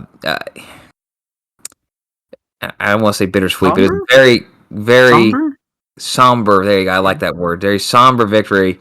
A day. Kyle Larson's driving a paint scheme first driven by Ricky Hendrick. Ricky Hendrick's only national NASCAR victory was at Kansas in 2001, which I think, if it wasn't the first major event at Kansas, it was the second, because I don't know if ARCA ran before him or not that weekend. I'd have to look it up, but I know it was the first. It was at the very least the first truck race there. So. It was the first truck race there, first NASCAR race there. Ricky Hendrick is among the 10 who perished in the 2004 HMS plane crash, which occurred on October 24th, 2004. And, that anniversary, he wins in this paint scheme in a year that's just been, magical for a lot of reasons. So just want to point that out. Obviously, it means a lot more for the people there at the track and working at Hendrick Motorsports, the Hendrick family, and all the families who lost their loved ones that day. But that was just one of those deals where, okay, I'm really glad they're running this paint scheme and they're running the number 5. And he won today. It's kind of it's one of those days the right person won today. So that I just want to point that out to end it on a lighter, happier note, somber note a little bit at the same time. Yes, that was the best note that you could take away from the Kansas race, is at the very least the right person won. Yeah. You can't, it's not like Larson's the right person every time he gets by. Literally, the season he's having is ridiculous. Yeah, it's just ridiculous. I've never seen, he's not entering Jeff Gordon 1998 levels of dominance yet. I imagine that's coming. If he wins the next 2 races, okay, then he wins more races in a season than Johnson ever did. And I would say, Johnson only ever won 10. It was the most he ever won. Gordon won 13. The 13 in 98. Which, it's still insane to think about. 13 wins from Jeff Gordon before 36 races. So that was almost like 33 races. I think he won. I think there were 33 races in 1998. So he won. It was 32 or 33, I think. 30. They had 34 in 2030. They had 32 and 30 in 98 because they added Vegas that year, and then Homestead in 99. Yeah. No, is that right? What race did they add? Yeah. Homestead came around in 99, and then 2000 didn't have any new tracks. Then 2001 came Chicagoland, Kansas. It was this is going to bug me. What was the other new track that came in 2001? There was another. 98, there was 33 races. Kentucky. There In were what? 98, there was 33 races. So Gordon won 13 of 90, 13 of 33 races. If He I won will proclaim, 10% of the total races, basically. yeah, Insane. yeah, crazy. So let's move on to Formula One, because this race was damn good. Finally, and this is what's crazy is this was actually one of the more subdued races compared to the last couple of Formula One events we've seen. Yes, but it was fantastic from a strategy standpoint, and honestly, a car versus car battle. Yep. I thought they were going to wreck each other on the first turn. I thought so too. Perez was hoping they would. Verstappen was not having it, and then he's like, "Okay." Verstappen of 2 years ago would have wrecked both of them going in the corner. This Verstappen of 2021, nope. I'm going to go over. I'm going to let him have it. Live to fight another day. Perez cut him a break entering turn 3 before they got to turn 3. Cut him a break, let him get by because he knew that was the more important battle. But do you? I don't want to jump ahead here, but what? Go for it. Do you think Mercedes has the better car now? Do you think Mercedes has flipped it and that they have the better car? You don't think so? I think Red Bulls are OP based on. And I still think if you put Perez and Bottas head to head, I'm not sure. I'm just spitballing it based on what I think. I have not looked at them head to head, so I do not know this for sure. But I think Perez might have better finishes than Bottas. I would agree. I have no idea. I am basing that on absolutely nothing. I am basing that exclusively on how I think it's gone. And I would agree with that. I think Red Bull. I think the gap is closer. Yes, the gap is definitely closer. I think Mercedes has closed the gap a little bit on Mercedes. Mercedes, beautiful. The thing about Mercedes is they've kind of coasted by the last couple of years on Hamilton's level of dominance and Bottas's consistency, whereas Red Bull and prior to 2020 Ferrari, those drivers were pretty inconsistent. You know, you had Albon was and Gasly were kind of inconsistent, but Verstappen was always pretty consistent unless he wrecked. Then you had Vettel, who was usually pretty consistent unless he wrecked, and then Kimi, who was more like a Bottas, where he was okay, he was good for a podium now and again, but more or less he was going to be like in 6th or 5th, you know. And now I think you're really seeing Red Bull. I think Red Bull has always had a car on pace for at least since 19 at the very least. I think Red Bull has had a car on pace with Mercedes. They just haven't had the drivers to put it to them. Now Verstappen is reaching a point in his career where he can tackle Hamilton. They finally got a good driver for that number 2 car in Perez, and now you're seeing a lot more of Mercedes' weak points, whereas I think if they had, maybe retained Albon, I don't think you would have been seeing that. I think you would definitely be seeing Mercedes get away and people saying, oh, Mercedes has got the better car, but because I think Red Bull really stepped up their game in the offseason, and, you know, Verstappen is reaching his strides, he's reaching, if not I can't say the prime of his career because he's so freaking young. Yeah. But he's reaching, you know, he's reaching a point where if he's matured enough that he's going to be dangerous for 10 years, kind of like how Hamilton has been. Right. He's reaching. He is. I would say.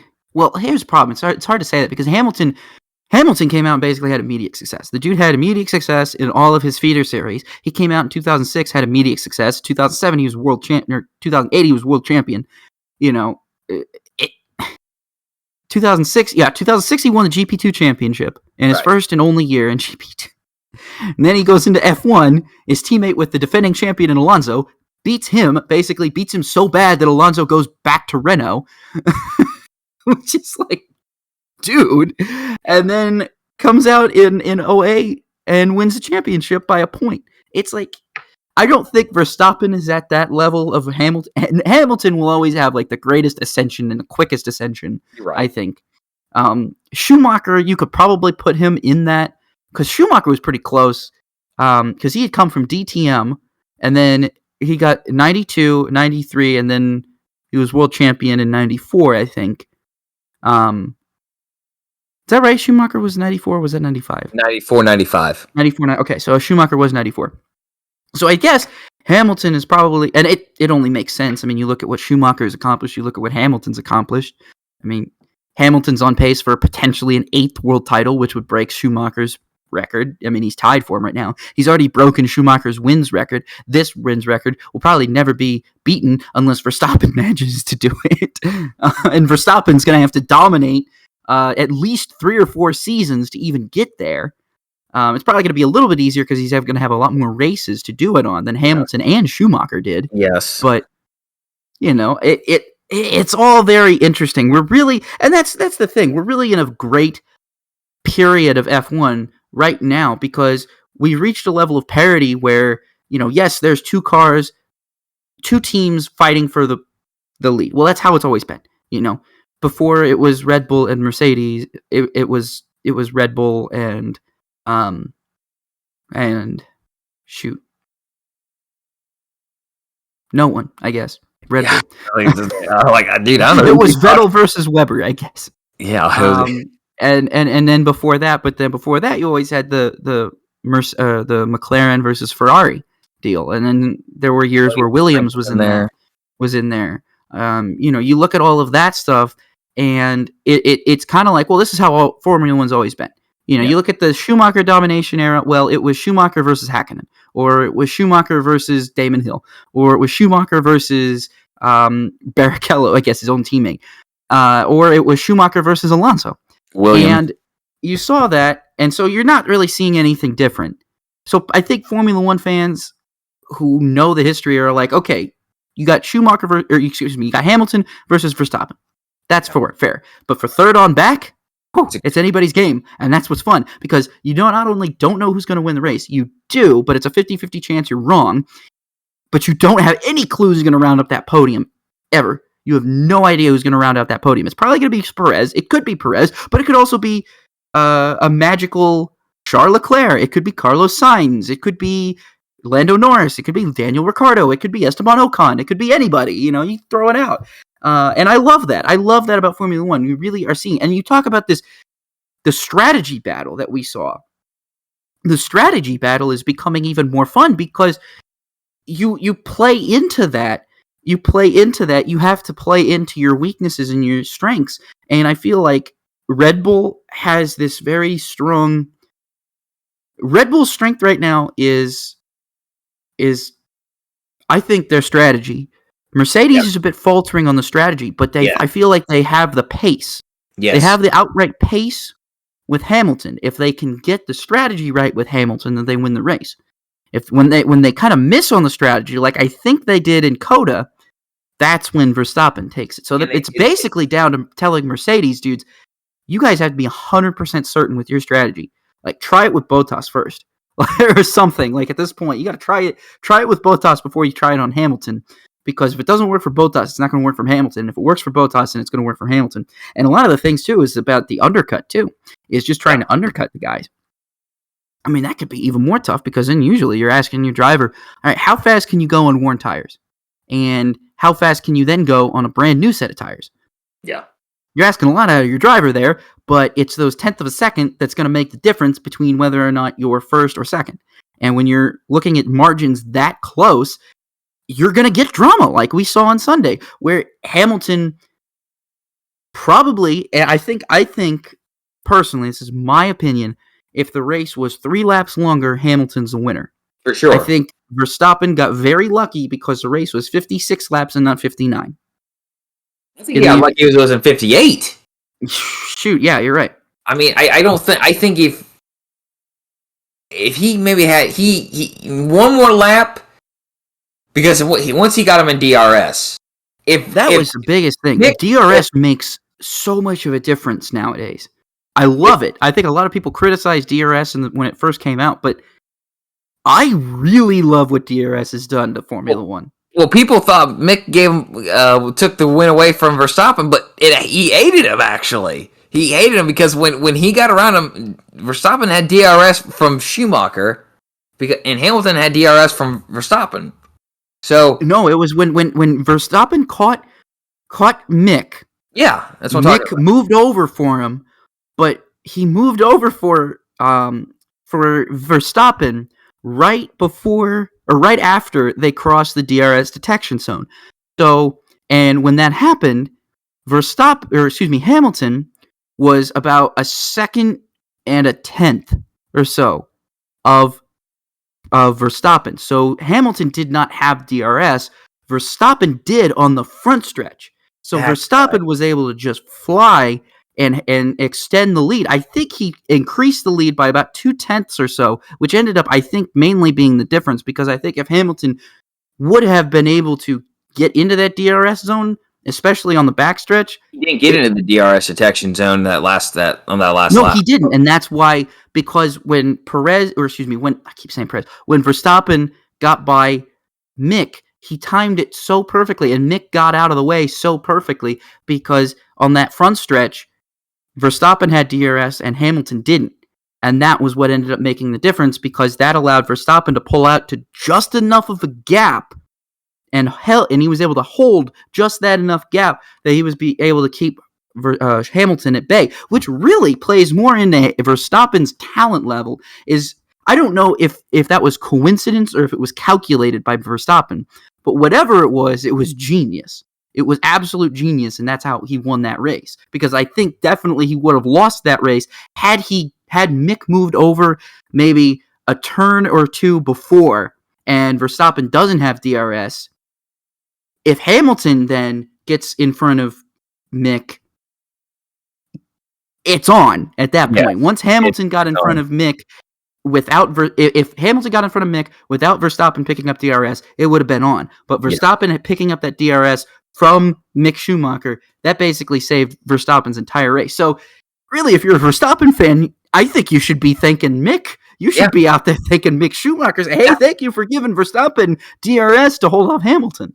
Yeah, that's what I was saying. Like, why is Mick getting all this crap from Red Bull fans? Like, you should be thanking him. Did you not watch the race? I mean, he was, he was in the way, but he was in the way in a good way. I don't like saying that Mick, or even Mazepin to a lesser extent, are in the way. They're in a terrible crap car that hasn't been upgraded all year. Nope. They're not in the way. They're just struggling. Yeah, they're trying to get out of the way, but what are you supposed to do when you're in a car that has not received an upgrade since May or something? Yeah, we received an upgrade since March. I want to share this little point with you. Mm-hmm. How many laps? There's been 900 and I don't know how many total laps there have been in F1 this year, but how many laps do you think Verstappen's led this year? I think he's led most of them, hasn't he? I think I saw a graphic that said he's led most of the laps. Yeah, he's led 504 laps this year. God. In second is Hamilton at 154. Oh my God! Second, our third place on the list is Bottas with 76. Who do you think's led the fourth most laps? Is it Lando? Nope. It's not Lando? Nope. Lando. Is it Ricardo? Nope. Is it No, it's not Perez. Maybe it's Perez. Is it Perez? No, nope, not Perez. Not Perez either? Nope. Ocon? Yep. He's led 65 laps. Oh my gosh. Yeah. That's just a crazy statistic for me, but I thought getting back to the actual race here, that this F1 race was really good. I'm not just saying this because it's our home race, okay? I'm not trying to be a homer here, but this was one of the better races of the year because you had a couple battles throughout the pack as well, throughout the whole field as well, not just how's the tire game going to time out for Hamilton and Verstappen. Of course, their battle was great too. I was glued to the TV. I'm like, that time's going down, the margin's going down. Oh, just went up a little bit. It's going down again. And I was saying on Twitter, I was like, man, because I get so invested in these F1 races because of the coverage, man. And I said on Twitter, and I said, man, we're watching the U.S. Grand Prix, Sky Sports commercial-free coverage of the U.S. Grand Prix live on terrestrial television in the United States for free. not paying a dime. No broad TV fee, no license fee, no nothing. We're not paying a dime. I was like, retweet this to annoy a Brit because they'd get like no races, no F1 races live, at least on terrestrial television outside of the British Grand Prix. And it's not Sky's coverage either. It's not Sky's coverage. It's like Channel 4's or whatever. And so it's totally different. It has ad breaks, I think. I'm not sure, but I think it has ad breaks. And I'm just sitting here like, man, we take this for granted. We get to watch our Grand Prix on terrestrial television for free, live, Sky Sports coverage, commercial free. Like, sorry, everyone. I'm sorry to everybody in the United Kingdom right now, but that was kind of cool. I'm not gonna lie. That was pretty neat what we just saw, what we were seeing. Because I was invested too. But after the MotoGP race that was also commercial free, I was like, dude, I forgot how awesome this was. I feel like I'm getting spoiled on the commercial free races because NASCAR will never go that way. No. I didn't really have much more to add from Dakota because you kind of covered it all there. I enjoyed the race thoroughly. I really hope a contract gets drawn up for them to come back and that there's nothing standing in the way, government or politics within FIA-wise, that keep the United States Grand Prix away from COTA, because that's an awesome race. COTA was designed, like I said this earlier, COTA was designed to be a world-class motorsports facility to attract world-class motorsports. If it does not host F1 or MotoGP, something is very wrong. Yes. Something is very wrong with this track, and I do not see it lasting very long. I know that they have a new, soccer stadium there, and I know that they got the NASCAR deal, and I know that they got the amphitheater and everything, but that track needs to stay having world-class facilities, and they need to do... The fact of the matter is, the state of Texas needs to do everything they can to make sure that stays true. Because when it comes to tourism, if you can say, hey, we're the only place in the entire country, in the entire country where you can see all these world-class forms of motorsport, in addition to all of our other facilities, then COTA's lost its original intent. Because again, I believe COTA was built with the intent of luring as many world motorsports as possible, and they did that. They lured V8 Supercars over here, which I never thought was going to be possible, and it happened, and I'm so glad it happened. I wish it would happen again, but Supercars is in a much different place now than they were back then. They can't even get out of their own, home states right now. They're kind of stuck. It's literally, imagine if you... The situation in Australia right now is, imagine if you could not even leave your own state. Don't even worry about leaving the country. Yeah. Imagine not even being able to leave your own state because of a lockdown. That'd be rough. At least when we were locked down, you could still go from state to state. But in Australia, that's not even possible. Like, you want to go from Melbourne to Adelaide, like, good luck. You want to go from Melbourne to Sydney, good luck. It's not going to happen. Not happening. Rob, why don't you take us through the weekend wrap-up, because I know you want to talk about MotoGP as well. I did, but I forgot I was going to talk about that. ARCA Menard Series was at Kansas. Nick Sanchez won that because of a late race restart where he beat and destroyed... Corey Haim spun his tires, or no, he didn't spin his tires. I thought Ty Gibbs spun his tires or something happened, but Corey Haim beat Ty Gibbs to the line, which was a penalty because he was in second. Corey Haim was restarting second, and so he got penalized, and he was racing Ty Gibbs, and Gibbs seemed like he was so worried about what Haim was going to do that he didn't even realize that Sanchez had just flown by him, and then just drove by, and then someone must have told Gibbs, hey, Haim has a penalty, and then he finally started to be like, oh, okay, I got to go beat this 2 car, and he turned it on, but it was too little too late. But Ty, it didn't matter. It would have been nice to have won the race, but Gibbs won the championship just by starting, so good way to move into what will inevitably be full-time in Xfinity next year, right? And then the W Series was in COTA, and Jamie Chadwick swept the weekend and took home the championship, which basically means that if Chadwick is not in an F3 car by at minimum next year, the W Series is a failure.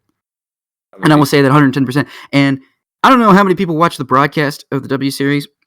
It was on BN Sports Extra over here in the United States, which is the free BN Sports, which you can get apparently on some over over-the-air television stations, so it's terrestrial. It's available for free. It is available for free, but it's mainly like on streaming services like Pluto.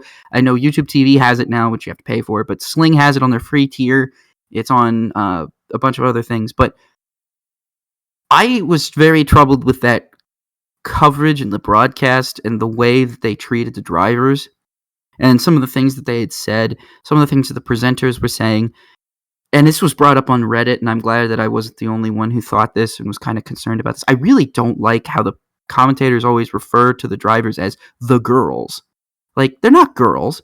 They're women. They're race car drivers. Why are you calling... Huh? Do they really do that? Oh my yes, gosh. They seriously do. They call them girls. That's why it needs to have some sort of Sky Sports coverage where you get some clearly more professional commentators. It was supposed to be Sky. It was. I don't know who does it, but Alex Jakes and Billy Monger were on the call. So it was like produced by the same people who do F2. So I was like, what the heck? It wasn't Alex Jakes and Billy Monger calling them that. It was like the presenters before, like they were some like hosts or whatever. They were calling them the girls and talking about how, this is one big sorority. And I'm just like, we're trying to create this series that is trying to promote women into Formula One, and the way we're talking about it is as if it's just some fun little thing for the girls to do. It's not like an actual serious racing series that's trying to promote more female drivers and trying to give them the exposure that they need in order to go get better rides, in order to, in order to propel their racing career into the next level. How are you doing that when your presenters are going on TV and basically treating this like some kind of fun race? That doesn't matter. Well, Chadwick, like some sort of pageant. Yes. These girls are not, they're not like the new grid girls, okay?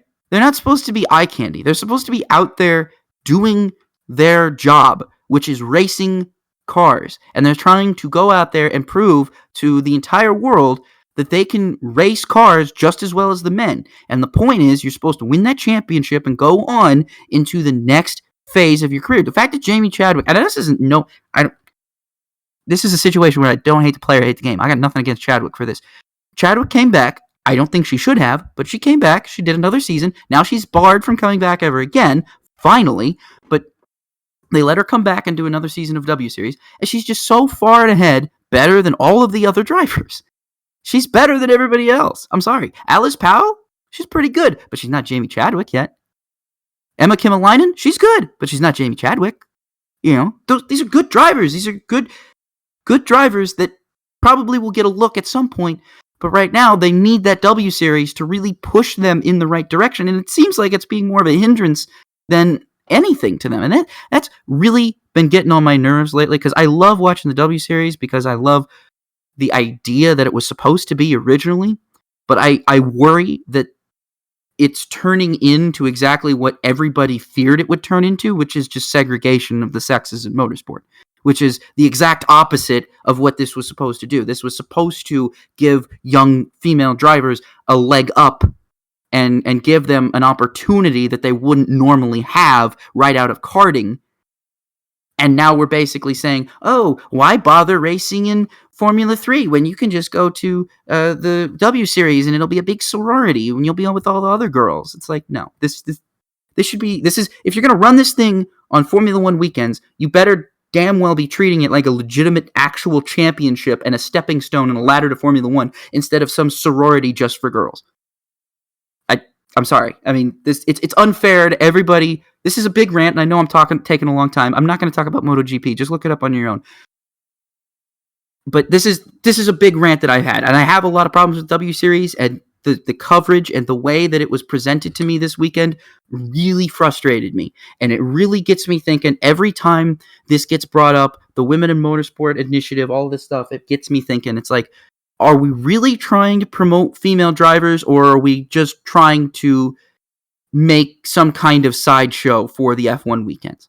Because right now we're leaning towards the latter rather than the former, and that's completely counterproductive to the entire goal that we set out to solve in the first place. And Pippa Mann is starting to be proven right, because Pippa Mann was was legitimately convinced that this was going to mean segregation of the sexes, and that's not what she wants. That's not what anybody wants. That's not what I want. I just want a series where female drivers who wouldn't normally get a chance can go out there, prove their skills in a legitimate championship, and then go move on to F3, F2, and eventually F1 or IndyCar or whatever. Apparently, Chadwick is gaining interest from Indy Lights teams, which is a thing, which actually I would consider to be a step up from literally anything. Yeah. She shouldn't be going into the European Formula Regionals. If she goes to F3, that's great, but with what team? Unless it's Prema, there's a very small chance she's going to have a lot of success. I mean, Logan Sargent proved that differently, but Sargent's different than Chadwick. Not saying that, I just don't think they're on the same level talent-wise. That's my opinion. Not saying Chadwick's a bad driver, but Sargent is so much more mature as a driver, whereas Chadwick is still kind of... I understand that they're about the same age, but I digress. Yeah, anyway, I wanted to talk about that because that was the biggest... I don't know if you watched that or if you heard about that or anything, but that frustrated the hell out of me to hear those because I don't want to... Alex Jacobs and Billy Munger didn't do anything wrong. They called the race professionally. It was the pre-race commentators that really, really got on my nerves with some of their comments. And I think they were women, too. And that's what really bugged me the most, is that they were women. I'm like, you're sitting here like calling your fellow women girls when they're trying to go out there and accomplish something that you yourself could not do. Like, why are you putting them down like that?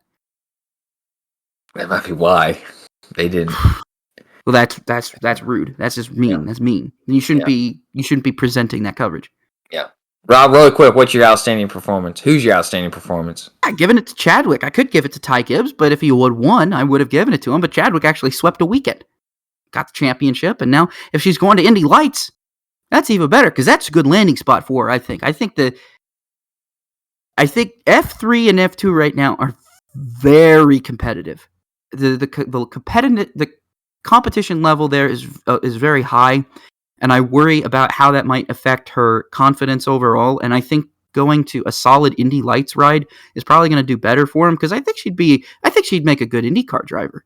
You know, it's going to be tough for her probably to get to F1 without backing, and I think with her age, she's just a little bit too old for like F3 right now. But I really feel like Chadwick has proven to me, not just in the W Series, but then in Formula Regional as well, that she can have good performances. She's a really good race car driver. She's a really good methodical race car driver. She just needs to be around people who want to see her succeed. And right now, I'm not so sure the W Series is comprised of that.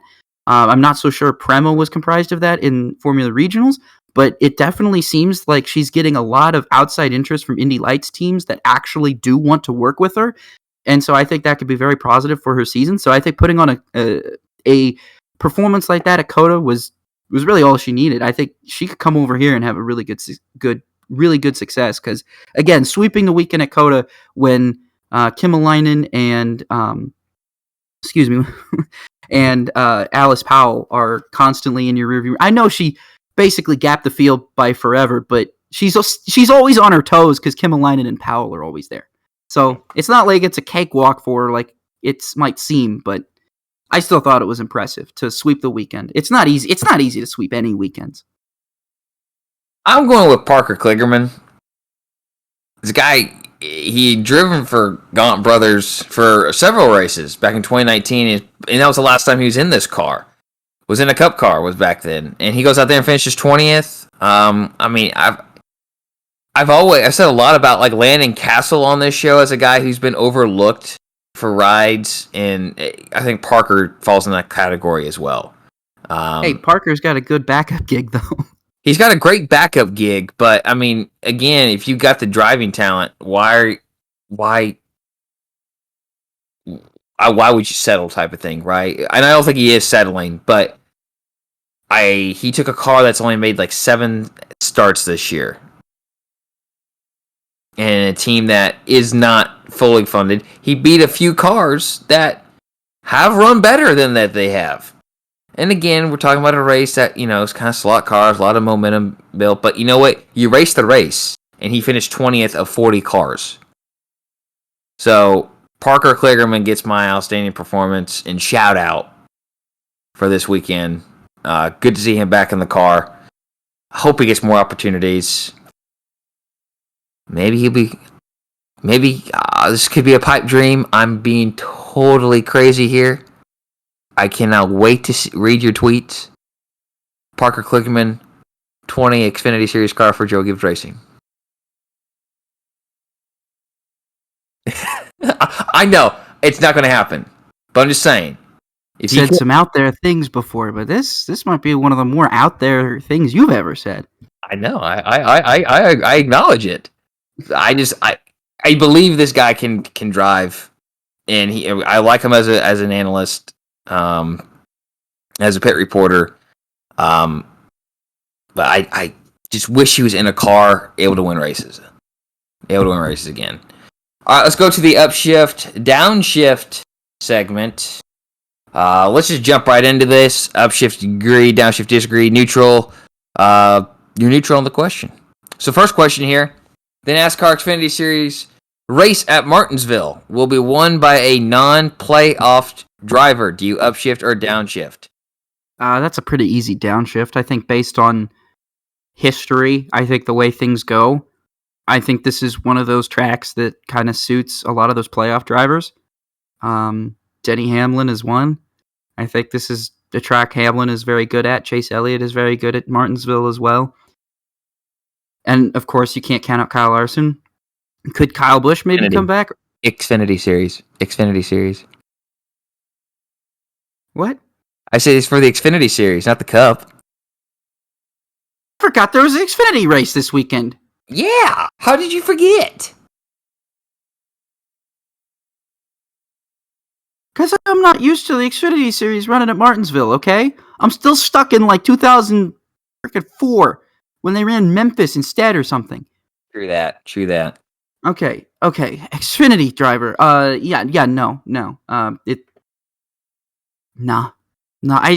still sticking by that. I still think that there's, you look at, Martinsville is kind of like a road course, so, Allmendinger is not bad there. Cindric's obviously good everywhere.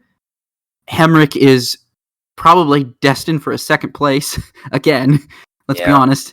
I don't see any outsider getting a win in there. I think Martinsville too tough. Is too tough for an outsider to really do it. I have to downshift that. I'm going to downshift, but I'm going to say Ty Gibbs and Josh Berry are going to give them a run for their money.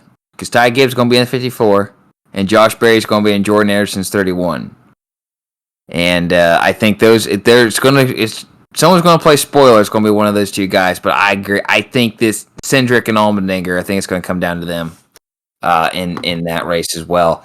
COTA, Circuit of the Americas boss, Bobby Epstein, believes that a successful American F1 driver could help the United States sustain 3 or 4 races per season. Do you upshift or downshift? Okay, if that's going to be true, we're going to have to talk Hamilton level of success. This driver is going to have to come in and basically win a world championship in his second or third year. Great. That's probably the only feasible way. Already I don't think the U.S. can sustain 3 F1 Grand Prix. I think 2 is pushing it. I understand how big COTA was, but that's COTA. It's a purpose-built racetrack. Okay, it's a purpose-built racetrack. We're talking about a purpose-built racetrack compared to a parking lot track and a street course. Street courses are probably going to be more popular for the locals, but if you're flying in or if you're picking a race to go to, you're probably going to go to that one that's on a purpose-built course. I imagine the locals will probably hang out in droves down in Miami, but I can't imagine anybody outside of the Florida area, the immediate Florida area, making the trip down. You're going to have a very, very successful American driver, and as much as I hype up Sargent, I don't know if he can be that. Because that relies on him getting to F1. I already can tell you right now that it's not going to be Colton Herta.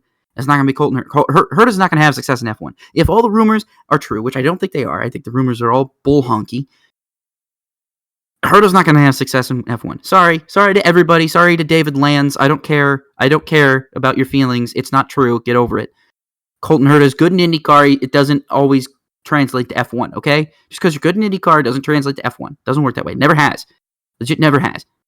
It works the other way. It works the other way around. If you're good in F1, you're good in IndyCar. It doesn't work. If you're good in IndyCar, it doesn't always translate. Now, maybe we could put Scott Dixon in a car. Maybe we'll see what happens. But even then, I don't think it's going to have any. He's going to have any more success than Giovinazzi is having right now. Sorry, just the way things are. So I'm going to go ahead and downshift this first and foremost because I just don't think America can sustain 3 F1 races to begin with, and I don't think an American driver is going to help it because, people always think, oh, if they have a successful driver or whatever. Yeah, okay, well, Canada, how many people really care about Stroll and Latifi? I don't know. Down in Mexico, they love Perez, but I'm probably not going to have a race there much longer. So see how that did. You got a successful Mexican driver in Sergio Perez, and Mexico can't even keep the race. F1 won't even keep the race in Mexico, even though you probably get droves and droves of Perez fans come out, and they have in the past. They have. They show up in full force. I mean, obviously you got the Netherlands. Okay, you brought back the Netherlands for Verstappen. That's all good and fine, but that's Max. That's Verstappen. They already loved him there. You'd have to build up the fan base first to accept the driver and then talk about the races. You can't put the races there before you have the driver or before the driver's even successful. You have to build the driver up first as this mythical figure like Verstappen is in Holland or like Perez is in Mexico and build them up, or like Senna was in Brazil for that matter. You have to build them up like that, and then you can start talking about hosting multiple races. But until you've done that, you shouldn't even begin to talk about that. You should focus on the one you have now, maximizing your return on that, and then calling it a day and trying to do that at every other track that you go to. That's where I'm going for it. Yeah, I'll downshift too. I don't believe that a country can sustain, even America, the size of our economy and our sports culture. 2, we can handle. 3's pushing it. 4, no, there's no way. Denny Hamlin told Motorsport.com that NASCAR needs an, quote, F1 style approach to its race weekends. NASCAR can replicate the same level of hype in race weekend environment as F1. Do you upshift or downshift? Well, we talked about this during the show, and before the show, and I'm going to try and keep it kind of short so that we can get through this thing on time. But I absolutely upshift because Hamlin is absolutely right. Hamlin is 110% right here. And in Jenna Fryer's most recent article that's gaining a lot of traction that we've talked about, Jenna Fryer posted a column about what she thought about, the the NASCAR event playing, quote, second fiddle to the F1 race. And Hamlin said in there, he straight up is saying, I watch more F1 races now.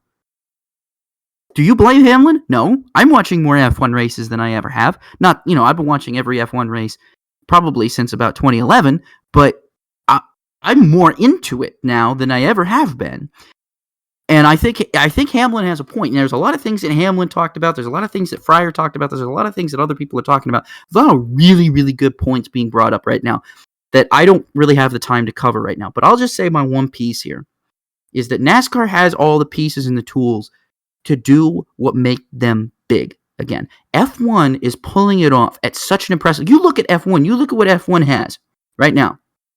They broadcast practice, qualifying, all 3 practice sessions, qualifying session, and the race. The race has solid buildup. The race has storylines going in from race to race. You have a pre-race show that is meaningful and not just a bunch of padded BS and pre-recorded nonsense like whatever Fox is doing, whatever NBC is doing. Don't care. You have actual shows that show fans on the ground, that interview drivers, that talk to them at the track, not this pre-recorded crap from the studio in Charlotte.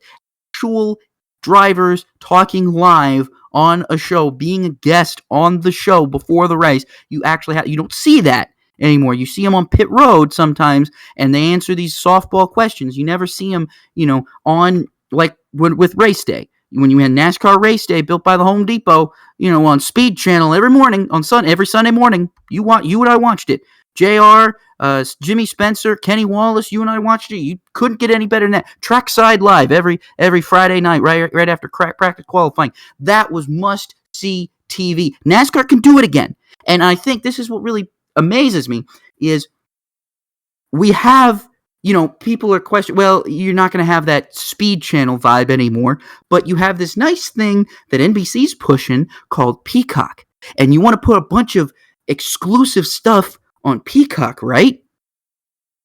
How about an actual pre-race show that's fun to watch and not just a bunch of whiny drivel that is corporate PR nonsense that was already talked about and answered in somebody's Motorsport or AP article? You know what I mean? NASCAR, and to put things into more perspective, is you look at how much promotion COTA does and how much promotion F1 does. F1's got that Drive to Survive. In 2006, we had NASCAR Drivers 360 airing on FX. We don't have that anymore. We got a crappy TV show that got canceled on Netflix called The Crew with Kevin James. That's what we get now.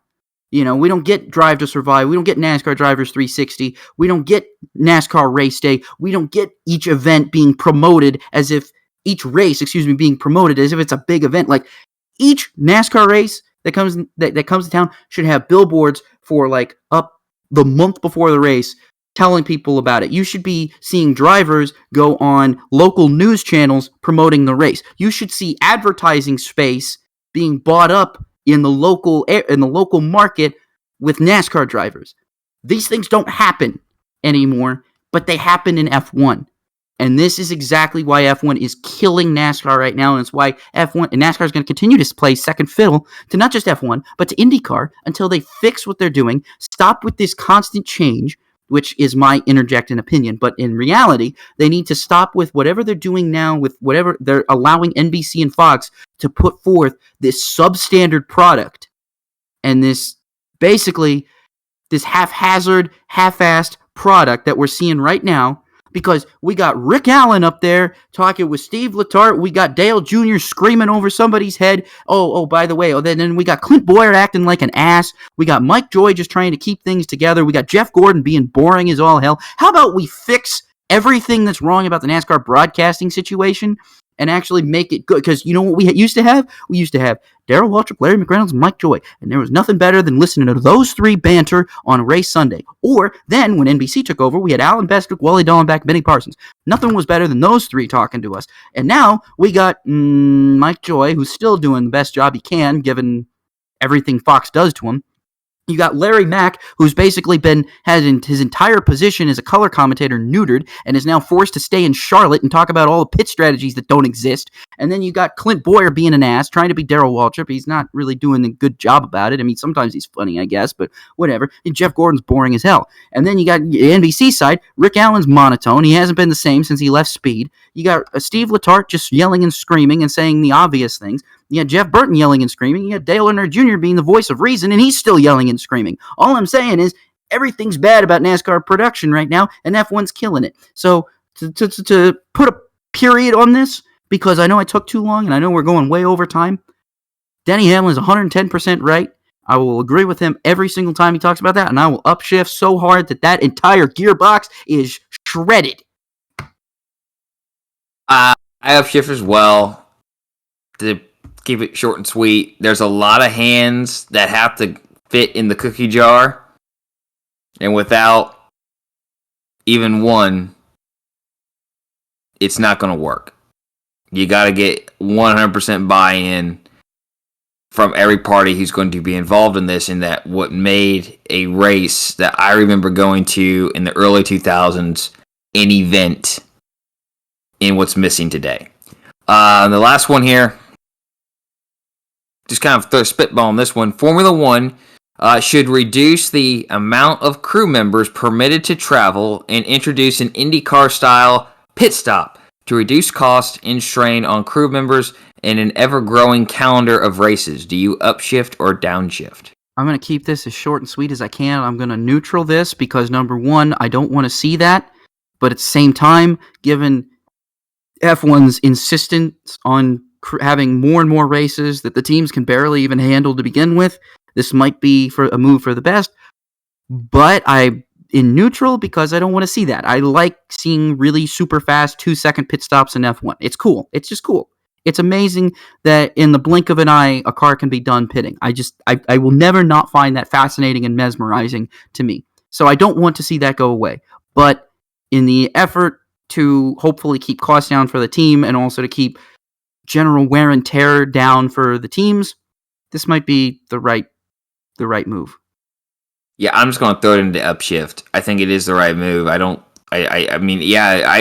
personally, I like the 2-second pit stops, but I like the fact that one guy or gal pitting the tire, you can have a mistake. You can have a low jam up. And of course, you can still have the now with the 3, but I feel like there's more room for error. There's more room for something to throw a small little wrench into the time gap. We talk about the overcut and undercut. That could throw a really an exorbitant amount of chances for something else to go wrong. Where, oh crap, Verstappen was going to get the pass. Now Hamilton retain the lead, or vice versa, or whatever, whoever the situation would be.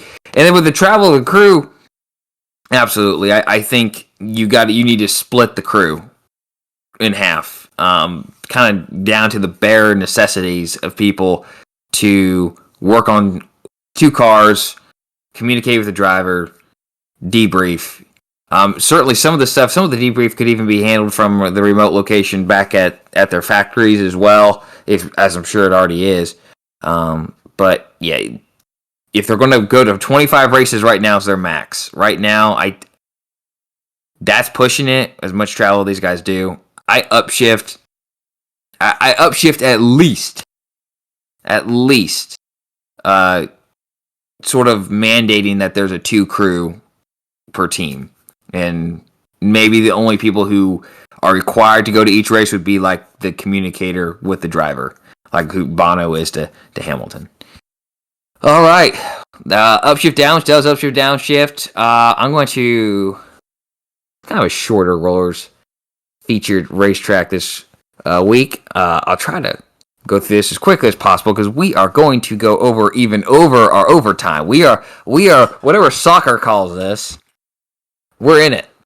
So Indiana isn't just home to the grandest open wheel race, the Indianapolis 500. It is home to the Midwest's first long distance race. In 1909, the AAA championship car season was filled with circuits on roads that were quite lengthy. In fact, the shortest circuit on the schedule that year was the Indianapolis Motor Speedway, which hosted the Presto Light Trophy race, the G&J Trophy race, and the Wheeler-Shibler Trophy race between August 19th and 21st that year. The longest that season was actually a point-to-point race. Los Angeles to Phoenix, 480 miles. But the longest lap circuit was the Crown Point Road Race Circuit in northwest Indiana. The hope for the Crown Point Road Race Circuit was to rival the Vanderbilt Cup races, which through 1908 had been contested 4 times, all in New York State. The race weekend was sponsored by Chicago Automobile Club president Ira M. Kobe. A course measuring out at 23.27 miles in length. It was shaped, now stick with me here, like Oklahoma. I know that's, if you don't know what Oklahoma looks like, Google it, and that's kind of how the course was shaped. 3 straights were 3 or more miles in length, and the longest was at 7.1 miles. A lap began and ended at the intersection of Indiana Avenue and Burrell Drive in Crown Point, which still exists today and is actually just east of Crown Point High School. Then, when the lap began, you turned down on what is today Indiana Route 55. The circuit took a hard turn right on what is today Indiana Route 2 and traveled into Lowell, Indiana. The cars traversed west into downtown Lowell and then turned right and back north on Clark Street, and which merges with today Mill Street to create Morse Street. Yes, hang with me here. It helps if you're looking at Google Maps on this one. I should have mentioned that. That Morse Street carried racers north to the historic vacation town of Cedar Lake. And Cedar Lake at West 133rd Avenue cars turned right and traveled east a ways before hooking a left at Cedar Lake Road to head back northeast towards Crown Point. A few more turns and a series of roads brought the cars back to Burrell Drive before completing a lap at Indiana Avenue. To prepare for the race, Iroquois built grandstands for audiences to sit, telegraph offices to relay race information to spectators, and pedestrian bridges, including one for horses. The race circuit was treated with tar oil, a mixture of tar and oil, to increase speeds. Believe it or not, he wanted to increase speeds, not keep the dust down, but he wanted to increase speeds.